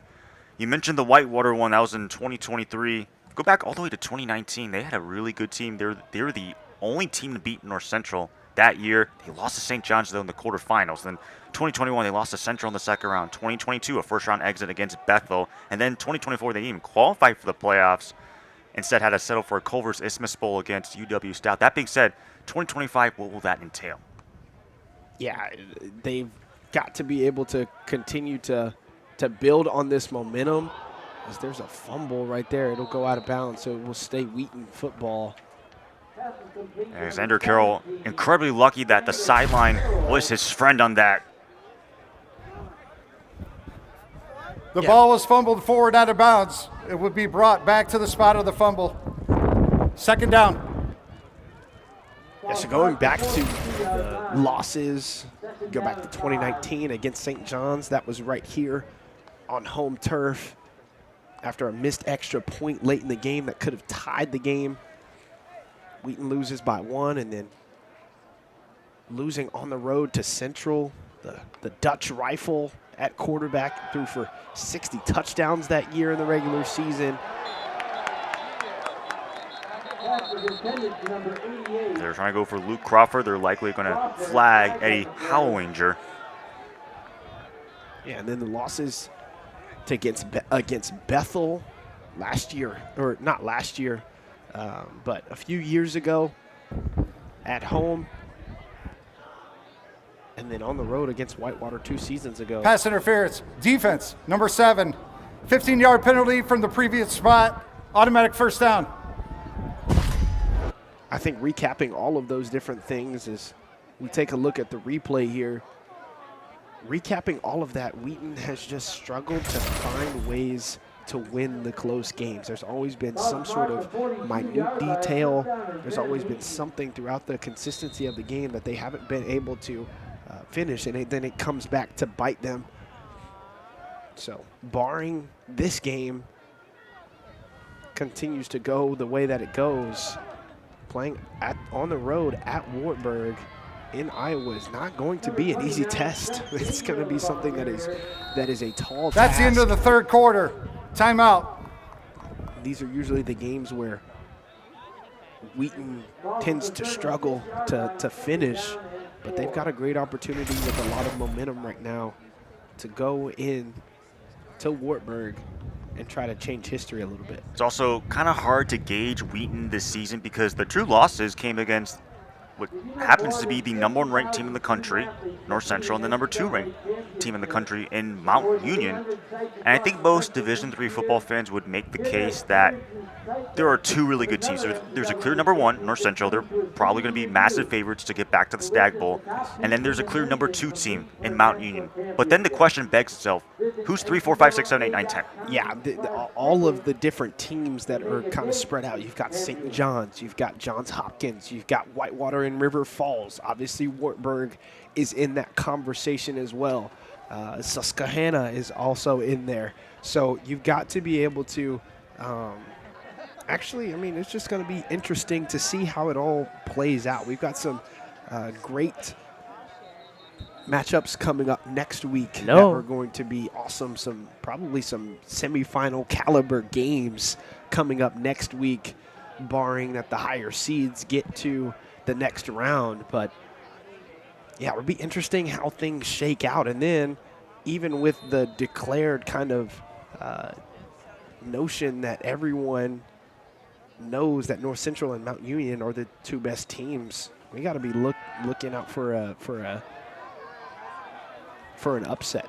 There's Sam McFadden on the catch to start this fourth quarter as he's still turning his way across the 15-yard line. But as we said before, Wheaton likely to be playing 5th-ranked Wartburg next week. Sam McFadden, talented young wide receiver out of Colorado, taking that 6-yard pass through the air and trudging through extra defenders to get down inside the red zone. Coming to this game with 8 catches, 165 yards, and one receiving touchdown as it's a handoff to Malachi Jones. They'll take it to the 9-yard line. Malachi Jones with the ball. Yeah, but give credit to Crown on their season this year. Talked about it previously. But what they've been able to do, kind of turn it around this year and put things together, even with a young squad, it's really impressive and it's really hard to do. So kudos to them, even though this game has not panned out how they have wanted it to. So 2nd down and 6, the ball spotted at the 9-yard line.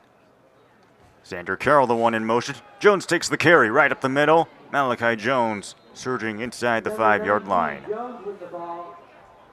Kevon Davis, one of the 2 players on the tackle. Malachi Jones hunting for that end zone. Beautiful jump cut to the backside.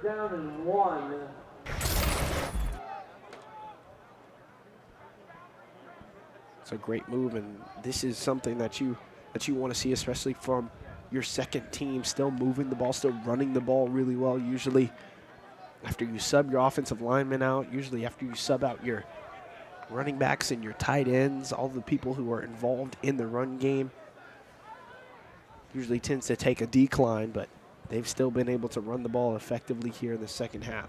3rd down, and they'll give it to Jones. Malachi Jones, does he have a first down with forward progress? He does, so it's going to be 1st down and goal from the 2-yard line.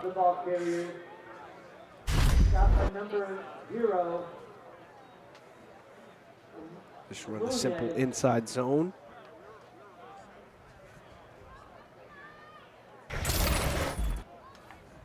Number 0, Brian Immune Jr. was on that tackle, sweeping off the weak side.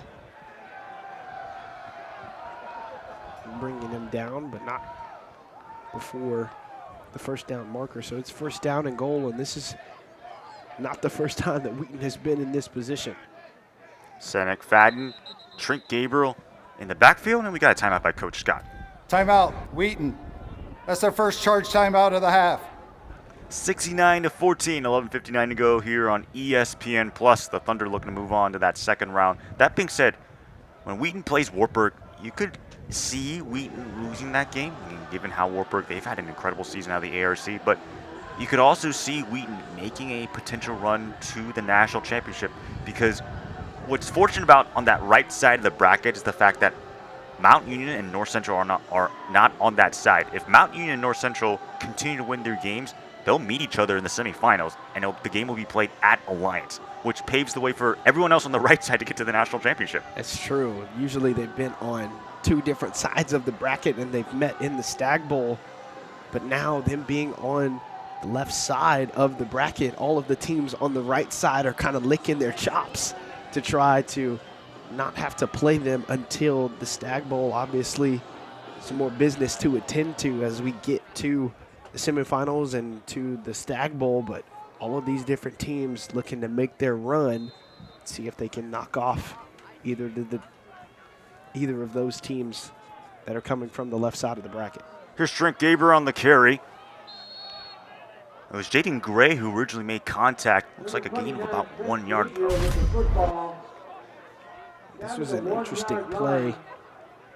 Try to get leverage running outside with Sam McFadden, but it doesn't go anywhere. Wheaton snapping it quickly with Seamus O'Connell. He'll just plow into the end zone for that rushing touchdown, as the Thunder get over 70 points for the first time since beating Milliken 2 seasons ago.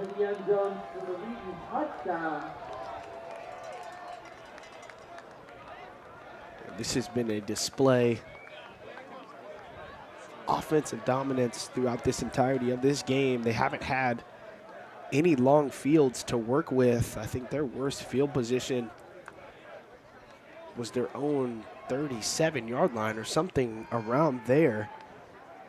Another short field and another touchdown.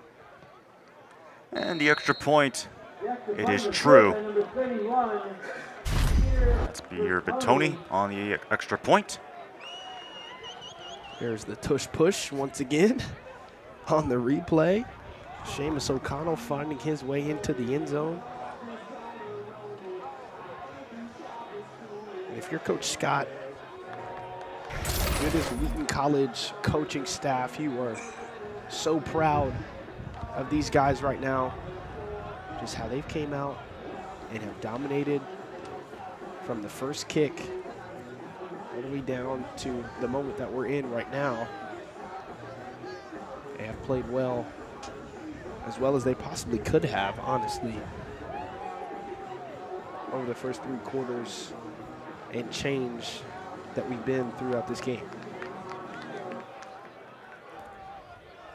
So if you're just wondering what is the most points Wheaton has scored in a single game, that would be 90 points against Elmhurst on October 11th, 1958. They won that game 90-6. I was just trying to search that stat up. Right now, Wheaton needs 14 more points to tie that record. I'm not sure if they're going to get to that, given how they're just trying to waste as much clock as possible. But so far, an excellent showing by Wheaton here in first round coverage. First time ever meeting Crown, as they will signal for the fair catch. But kind of going back to the bracket, if you're wondering why Mount Union and North Central are going to meet each other in the semifinals, if they do, it's because of Johns Hopkins. Johns Hopkins against Washington Jefferson, literally the final game of the regular season. loss. So Johns Hopkins lost to Washington Jefferson. Johns Hopkins was originally the #1 team from MPI, and then it was Mount Union at 2, North Central at 5. With Johns Hopkins losing, they dropped. That moved Mount Union to #1 overall, and then North Central moved up to 4. That being said, the top 8 seeds are protected. So that guarantees that 1 and 4 will play each other in the semifinals. That's why Mount Union and North Central, if they were to win out and get into the semifinals, that would be the matchup. Yeah, such a key game for Johns Hopkins was projected to win. Washington Jefferson pulling out a win, winning the conference. Kind of shaking up the playoff picture.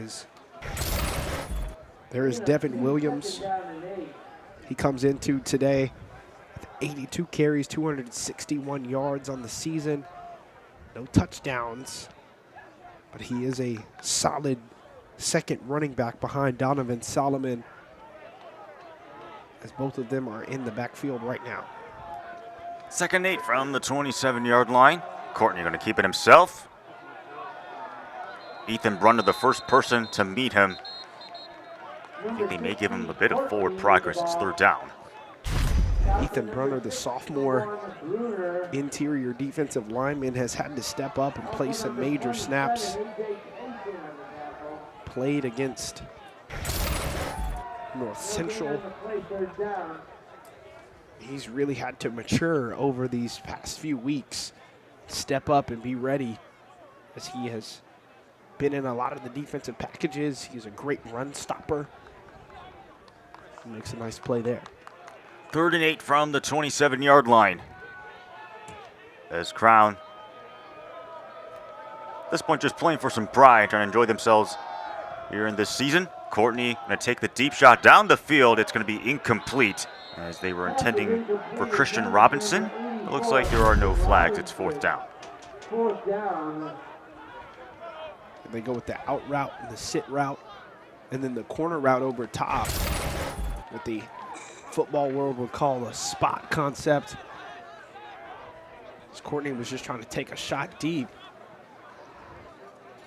but they were not on the same page. Good defense by Tiger Cannon. And they'll force another Polar's punt. Hoekstra to send this one away for Crown. The second team all UMAC, averaging about 33 punt yardage. Second out of the UMAC. Wheaton not going to touch this one.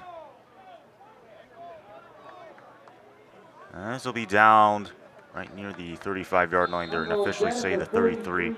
That being said, when I found out that Wheaton and Crown were playing against each other, my first thought was, who's Crown? I have actually never heard of this program before, and I'm not trying to say I don't know everyone. I really don't know everyone, but after doing a little bit of research, I found out, okay, they're about a 45-minute drive from Minneapolis. They originally opened in 1916 as the St. Paul Bible Institute. Their first athletic program, gotta go back to 1956, was men's basketball. They won 9 national championships. That being said, they're still looking for their first NCAA playoff win in either sport. As Finley Dorio just checked into the game, he'll keep it himself on the zone read. 3rd string quarterback out of Wisconsin getting some action. Xavier, you were high on him when we had our game against Carroll. Yeah, he's an exceptional athlete. He's one of those quarterbacks that is a great thrower, but as you see right here, he can make it happen with his legs. Coach Scott and company love him, and look at that block by number 19, Malachi Jones, on Rudy Kreiner, paving a way for his quarterback. He's played in 4 games. Carroll, Illinois Wesleyan, Elmhurst, and North Park. Has 2 passing touchdowns on the season. Go out for the one in motion. Dorio to the outside, that pass low and incomplete. They were trying to go for Luke Crawford. Yeah, Brian Immune Jr. coming off of the edge. When it's an RPO throw like that, it's so uncomfortable to have somebody right in your lap, especially when you're on the near hash throwing to the field. It's a much harder throw to complete than it looks. Just not enough sauce on that hot dog right there. And it'll be 3rd down. From the 37-yard line, 9 minutes to go. Roll the pocket to the left. Oreo hit as he released it. The ball's on the ground. It looks like Crown has it.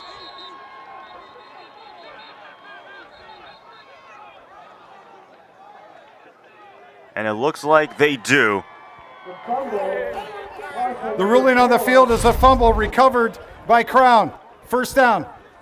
Fumble was recovered by number 4, Roy. And look who got in there, Ja'Kalen Roy. Once again, making a huge play. We've seen so many rollouts today with the right-handed quarterbacks to their left hand. And right as Finley Dorio was about to rear back and throw that football, Roy comes in, hits his arm, and he loses control of that football. It's a turnover for Wheaton.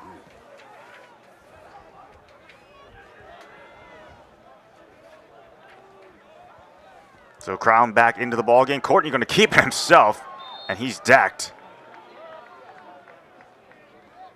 It looks like Ethan Brunner was the one who immediately made contact on him. Yeah, he's coming from the backside. The number 55, Ashton Davis, the left tackle, isn't able to get in front of him and cut him off because the left guard was pulling. Ethan Brunner making the Polars offensive line pay with a minimal gain. 300 yards so far for Crown. Meanwhile, Wheaton has 486 yards of offense. 2nd and 10 with the play clock running down at 4. Christian Robinson, the one in motion. And there's a sack. Courtney is decked yet again by Ethan Brunner. He is having himself a half, this time on the pass rush.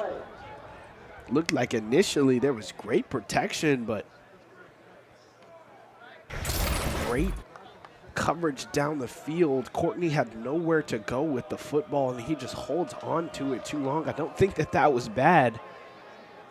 Pass protection up front from the Polars offensive line. There's just nowhere for Courtney to go down the field. It was more of a coverage sack than anything. Had a sack against Illinois Wesleyan as well as a sack against Carthage. Here's another deep shot down the field, incomplete. Going to go back to Christian Robinson, and it's going to be 4th down. They're trying to run the post play once again that they almost hit earlier that was dropped. But instead, this time, Tiger Cannon doesn't take the bait. Mason Haas, number 26, is step for step with Robinson. Forces an incompletion, and here's a 4th down and forever for the Polars as they've got nothing to lose right now. Just want to say Wheaton has 6 sacks in this ball game. Majority of that came in the first quarter. Courtney out to his left, given protection. He's going to lob it deep for the end zone. There's also a flag on the play, and what's the ruling? Looks like it's incomplete. Hunnacook, the intended receiver, will check the marker. Looks like there's defensive holding or... There are 2 flags, one at the 41-yard line. The other one is at the 26.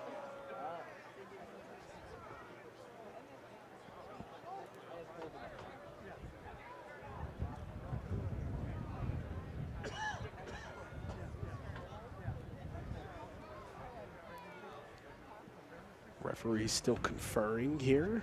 Not sure. But that could be. There 3 flags on the field. Where do you see the third one? One was just picked up. There are 2 fouls on the play, one by each team. Ineligible receiver downfield, offense, number 67. Pass interference, defense, number 27. Those penalties offset. Replay, 4th down. So the penalty on Crown goes against Donovan Quincy, the left tackle, and then the penalty against Wheaton went against A.J. Pace. Yeah, number 67 is working on Chandler Bryant, and he just goes past the line of scrimmage. Good call there by the officials. But offsetting penalties because Wheaton was penalized as well. Crown will get another crack at it. See what they draw up here on 4th down and long.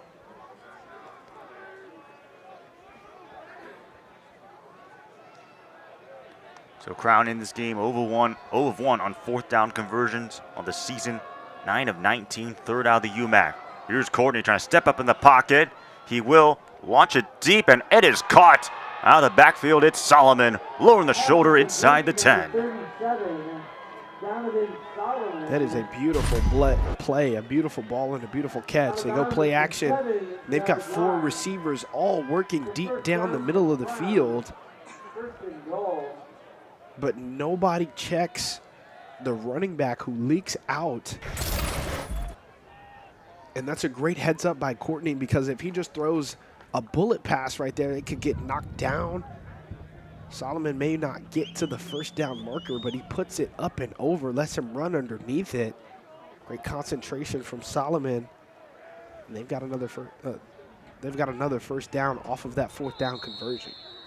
Looks like Coach Franz will take timeout. Timeout, Crown. That's their first charge timeout of the half. And as we keep saying this before, not the performance that Crown wanted, but they have a promising future ahead of themselves, because assuming Jamarius Courtney stays, and then they got their Defensive Player of the Year, Jacqueline Roy, you're talking about the best player on offense out of the UMAC and the best player on defense out of the UMAC. There hasn't been a consistent champion that has come out of that conference. In fact, the last back-to-back champion came in the 2018-19 season. Every single year, someone else has won that conference. Northwestern Minnesota, or Minnesota Morris. Crown could be the first consistent team to keep making pushes back into the playoffs. That's true, especially with what Coach Franz has been able to do over these past 5 seasons that he's been the head coach. They've got all of the centerpieces, and they've got a young team. That's what's so great. Even though this is not the outcome that they might have wanted right now, they've got freshmen who have played in this game throughout its entirety. That's something that they're going to carry even when they're seniors. So when they're able to come back, and if they can find their way back to wins and to the NCAA tournament, then that could pay dividends. Marius Courtney met by Fryam Nix, the junior at Rockford, Illinois, playing in his 8th game. Yeah, he's just unblocked coming off the backside, and instead of attacking to the bottom of your screen, Courtney kind of hesitates a little bit, tries to bounce it back to the right side. Ephraim Nitz is there to bring him down. Assuming they're going to call that a tackle for loss. If it was a sack, that would be the 7th for Wheaton in this game.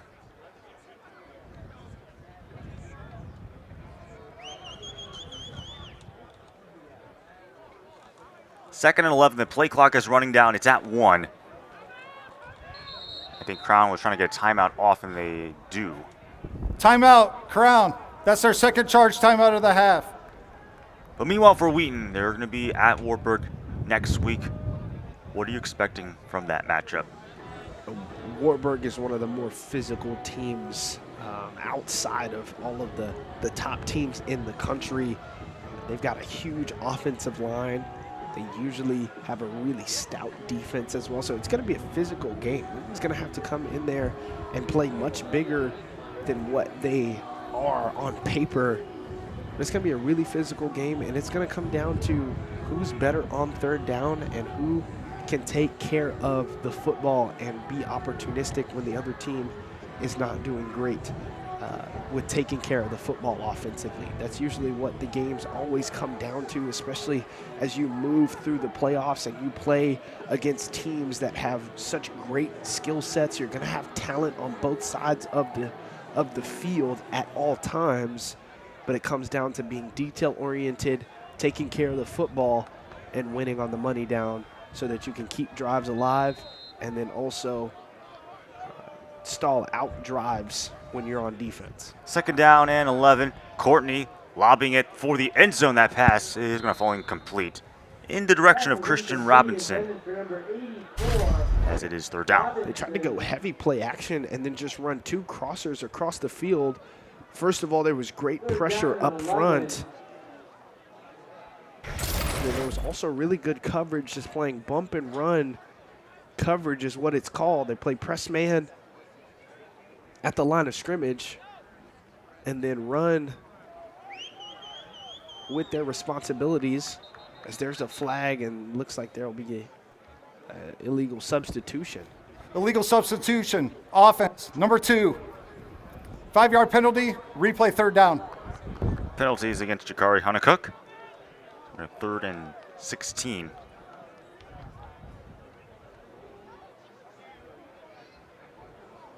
This is probably 2-down territory for the Polars, barring any crazy negative play that knocks them out of range. But you got to be thinking that this might be a more of a conservative call to set them up on 4th down. Another stoppage of play. What is it this time? It looks like a timeout is taken by Wheaton. Timeout, Wheaton. That's our second charge timeout of the half. To kind of go around the rest of Division III, a couple of scores went final in the first round. Muhlenberg defeated Union 34-26. They'll be playing Mountain Union next week. Whitworth and Chapman just kicked off. LaGrange taking care of Framingham State 24-21. They'll be taking on Barry next week. And then Hanover took care of Grove City 23-15. They'll have North Central at Naperville. Susquehanna defeating Washington and Jefferson. They'll have Christopher Newport next week. And then Springfield defeating Cortland 21-7. They'll be taking on Johns Hopkins. And it looks like Coe, who they're up 44-7, barring a comeback from the Falcons. They will have Bethel next week. But looking at this right side of the bracket, the bracket that Wheaton's in, I would say it's kind of up for grabs. And it's a very tough bracket. River Falls, they're the 3rd-ranked team in the country. Wartburg's the 5th-ranked team in the country. And, of course, Whitewater, DePaul, St. John's, Monmouth. It's a loaded region. Yeah, even though the region in comparison to the 3 others might be a little less stiff in competition, that doesn't mean that it's any less more competitive, as there's an interception from Mason Haas. They're trying to go for Jakari Hunnicook. That's another takeaway for Wheaton. Actually, they're going to call it incomplete. They're going to say he was out of bounds. But Courtney had plenty of time in the pocket, trying to get it to Hunnicook. Like he might have had his foot out of bounds when he was coming down.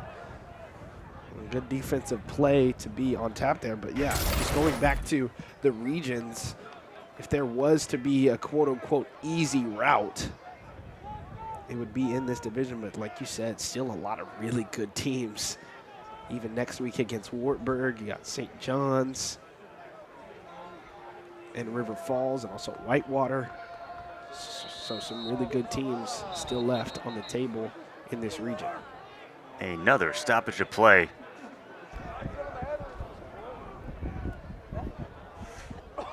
Prior to the snap, delay of game, offense, number 16. 5-yard penalty, 4th down. Of course, going with River Falls, you could argue that they might have the Ghilardi Trophy, potential Ghilardi Trophy. I don't know who's going to win the Ghilardi Trophy. Ever since Luke Lanen left, he's won the last 2, but this year seems to be a little bit more up for grabs. Caleb Blaha of River Falls. If I were to vote, I don't vote on this stuff, but I might give it to Monty Quinn of Curry. He's the one that leads all Division III in rushing yards with over 2,000. Yeah, I haven't gotten to watch any of his tape or really hear too much about him, but rushing for over 2,000 yards in a season, you're doing something right. Courtney taken down on the play by Jordan Johnson. Some more laundry on the field, but see, Wheaton is convinced that it is against the Polars. But a great play from Jordan Johnson. Actually got the opportunity to host him on his visit when he was still in high school. Got to get to know him over the past few years as a teammate. He's an awesome guy. An amazing team player, always smiling. Get some of the fruit of his labor on that last play if this holds up.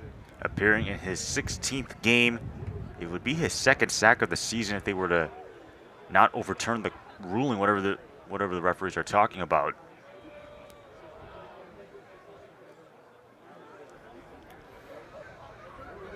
There are 2 fouls on the play, one by each team. Personal foul, hands to the face, defense, number 46. Illegal formation, 5 men in the backfield, number 14. Those penalties will offset. It'll be 4th down. I swear, Xavier, this drive will not end. I was just about to say, we're about to get it right back up again. But yeah, just some hands up into the face. You can't have it up underneath the face mask or near the neck area and push up. Jordan Johnson just got a little bit too handsy.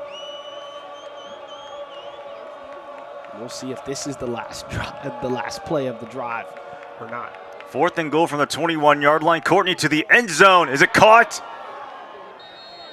It looks like it was caught, but short of the first down by Christian Robinson. That almost was a touchdown. I feel like Crown, whenever their back has been up against the wall and they need a shot, they've been able to complete passes like this. I feel like that's what their touchdowns have been. And great catch by Christian Robinson to come down with that.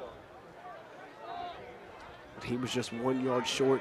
Kind of reminds me of my Tennessee Titans in the Super Bowl, coming up 1 yard short against the Rams. So now Wheaton's offense taking over. Honestly, the worst starting field position they've had with Finley Dorio. Yeah, this is their worst starting field position by about 30 yards consistently. Kenny Jagger is in the backfield alongside Dorio. And they're just going to try to create as much room as possible with a QB sneak. They're going to say a gain of 2.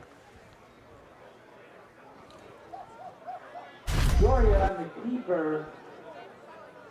Yeah, just going with the quarterback sneak, trying to get some more breathing room. Ball starts the 4-yard line. As we inside 5 minutes left in this game.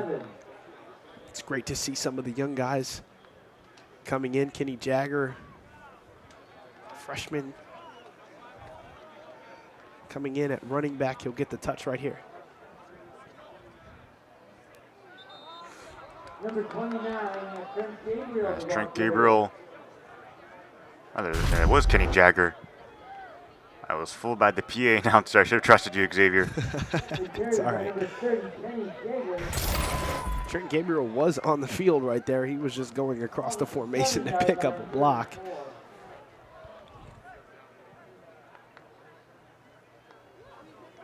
So 3rd and 4 from the 7-yard line. As the Thunder just trying to create themselves as much room as possible for a potential punt. But will also like to get that first down. Polder's showing blitz here. Let's see how they pick it up. 5-man rush.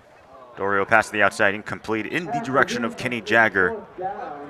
Should bring a punting situation.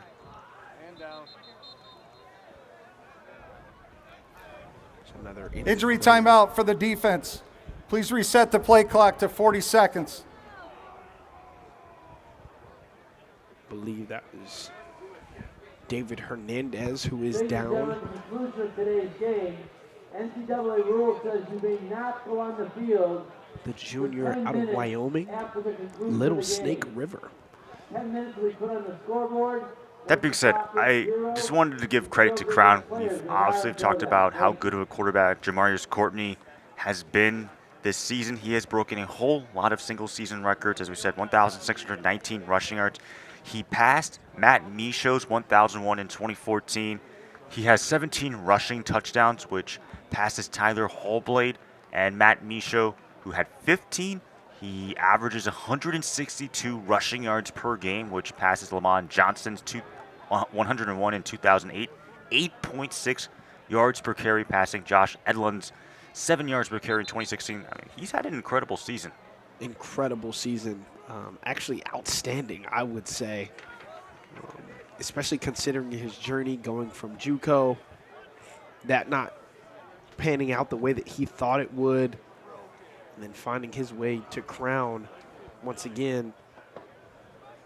It's been awesome to get to watch him play, even though He hasn't gotten to make as many plays as I'm sure he would like.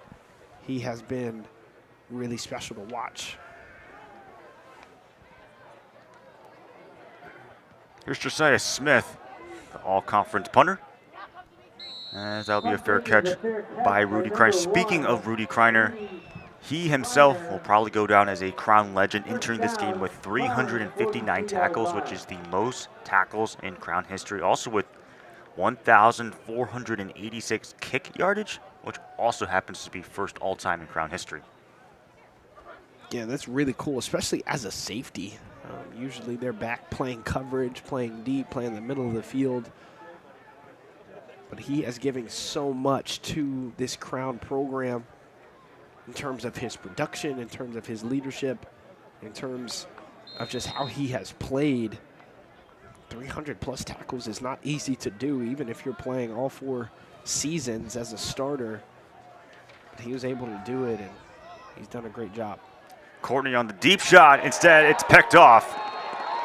That is Tiger Cannon, who's had himself an excellent day on special teams and now contributing on defense. Yeah, Tiger Cannon is an absolute playmaker. If you see the replay, they just run the post wheel concept to the top of your screen. But this is a bit predetermined. The ball's inside just a little bit. Tiger Cannon, the senior, making a diving catch, securing that ball through contact on the ground. And with Crown's best field position of the day, they give it away on a turnover. For Tiger Cannon, only played in 3 games last year, mainly because of injury. 2023, 10 games played, 36 tackles, a sack, and an interception. Graduate senior at Lake Villa, Illinois.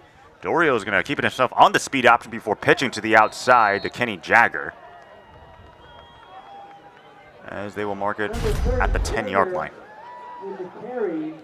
Go with the motion and run the speed option back into the boundary. Great play there from Ryan Immune Jr. Staying low, not declaring to the quarterback so early. He forces Finley Dorio to make a decision instead of himself making the decision, and then he's able to wrap up the ball carrier for a nice small gain. Second down, Jagger on the carry. And they'll mark him down at the 15-yard line. Yeah, Wheaton just trying to run the ball, play this conservative. But Kenny Jagger is a hard runner. Gets a few more than maybe what it looked like from up here in the box. Just putting his nose down and going back to the third down conversation. Know that this got out of hand very quickly, but in third downs, Wheaton has lived in this third and short. And it's been really good for them. Dorio has Xander Kerr on the RPO, going to move the chains and be a first down for Wheaton, as that should take us to the 2-minute timeout. And for Wheaton, this is shocking. They have not had to face third down that much. They are now 5 of 7. Yeah, they've been really That's good. a 2-minute timeout. They've been really good on third down or on first and second down. That has put them in some really good positions to either pick up the first down All right, on first I'm and second down, or to be in third down in short situations. They've been in third down and 1, third down and 2, third down and 3 at absolute most. And that's exactly where you want to be. You want to stay what's called on schedule, and they've done that today. And it's been great for their offense in totality, even as we wind it down to the last 2 minutes of this game. Thunder in this game, 497 yards. Meanwhile, Crown with 342. As we said before, Wheaton going to be playing at 5th-ranked Wartburg next Saturday. For Crown, they will fall to 7-4. Their magical season will come to an end, but plenty of optimism for Coach Franz and his unit, given the talent that could be returning, the growth that they've had from season to season, some of the revival for that Crown program on their 4th winning season in program history. Here's a pass to the outside, caught by Sam McFadden. McFadden trying to turn it upfield with a nice spin move. He's right there at the first down sticks. And it looks like they will move it. This is great recognition from Finley Dorio. They've got 3 receivers to the bottom of your screen, but only 2 defenders out there. Number 34, Xavier Bueno, was trying to get his hands up, get in that passing lane because he knew that they didn't have numbers out there if he didn't get in front of it. A great read, great execution on the outside. It looks like Wheaton is going to kneel this one out, call this a day. Indeed, Dorio takes the knee. The Thunder are going to settle with a 76-14 victory over the Crown Polars, their first ever time meeting each other. And Wheaton can pack the bags and get ready for Iowa.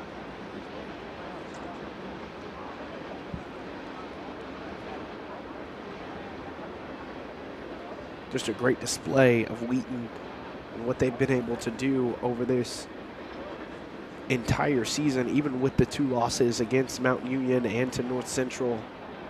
They have executed at a high level.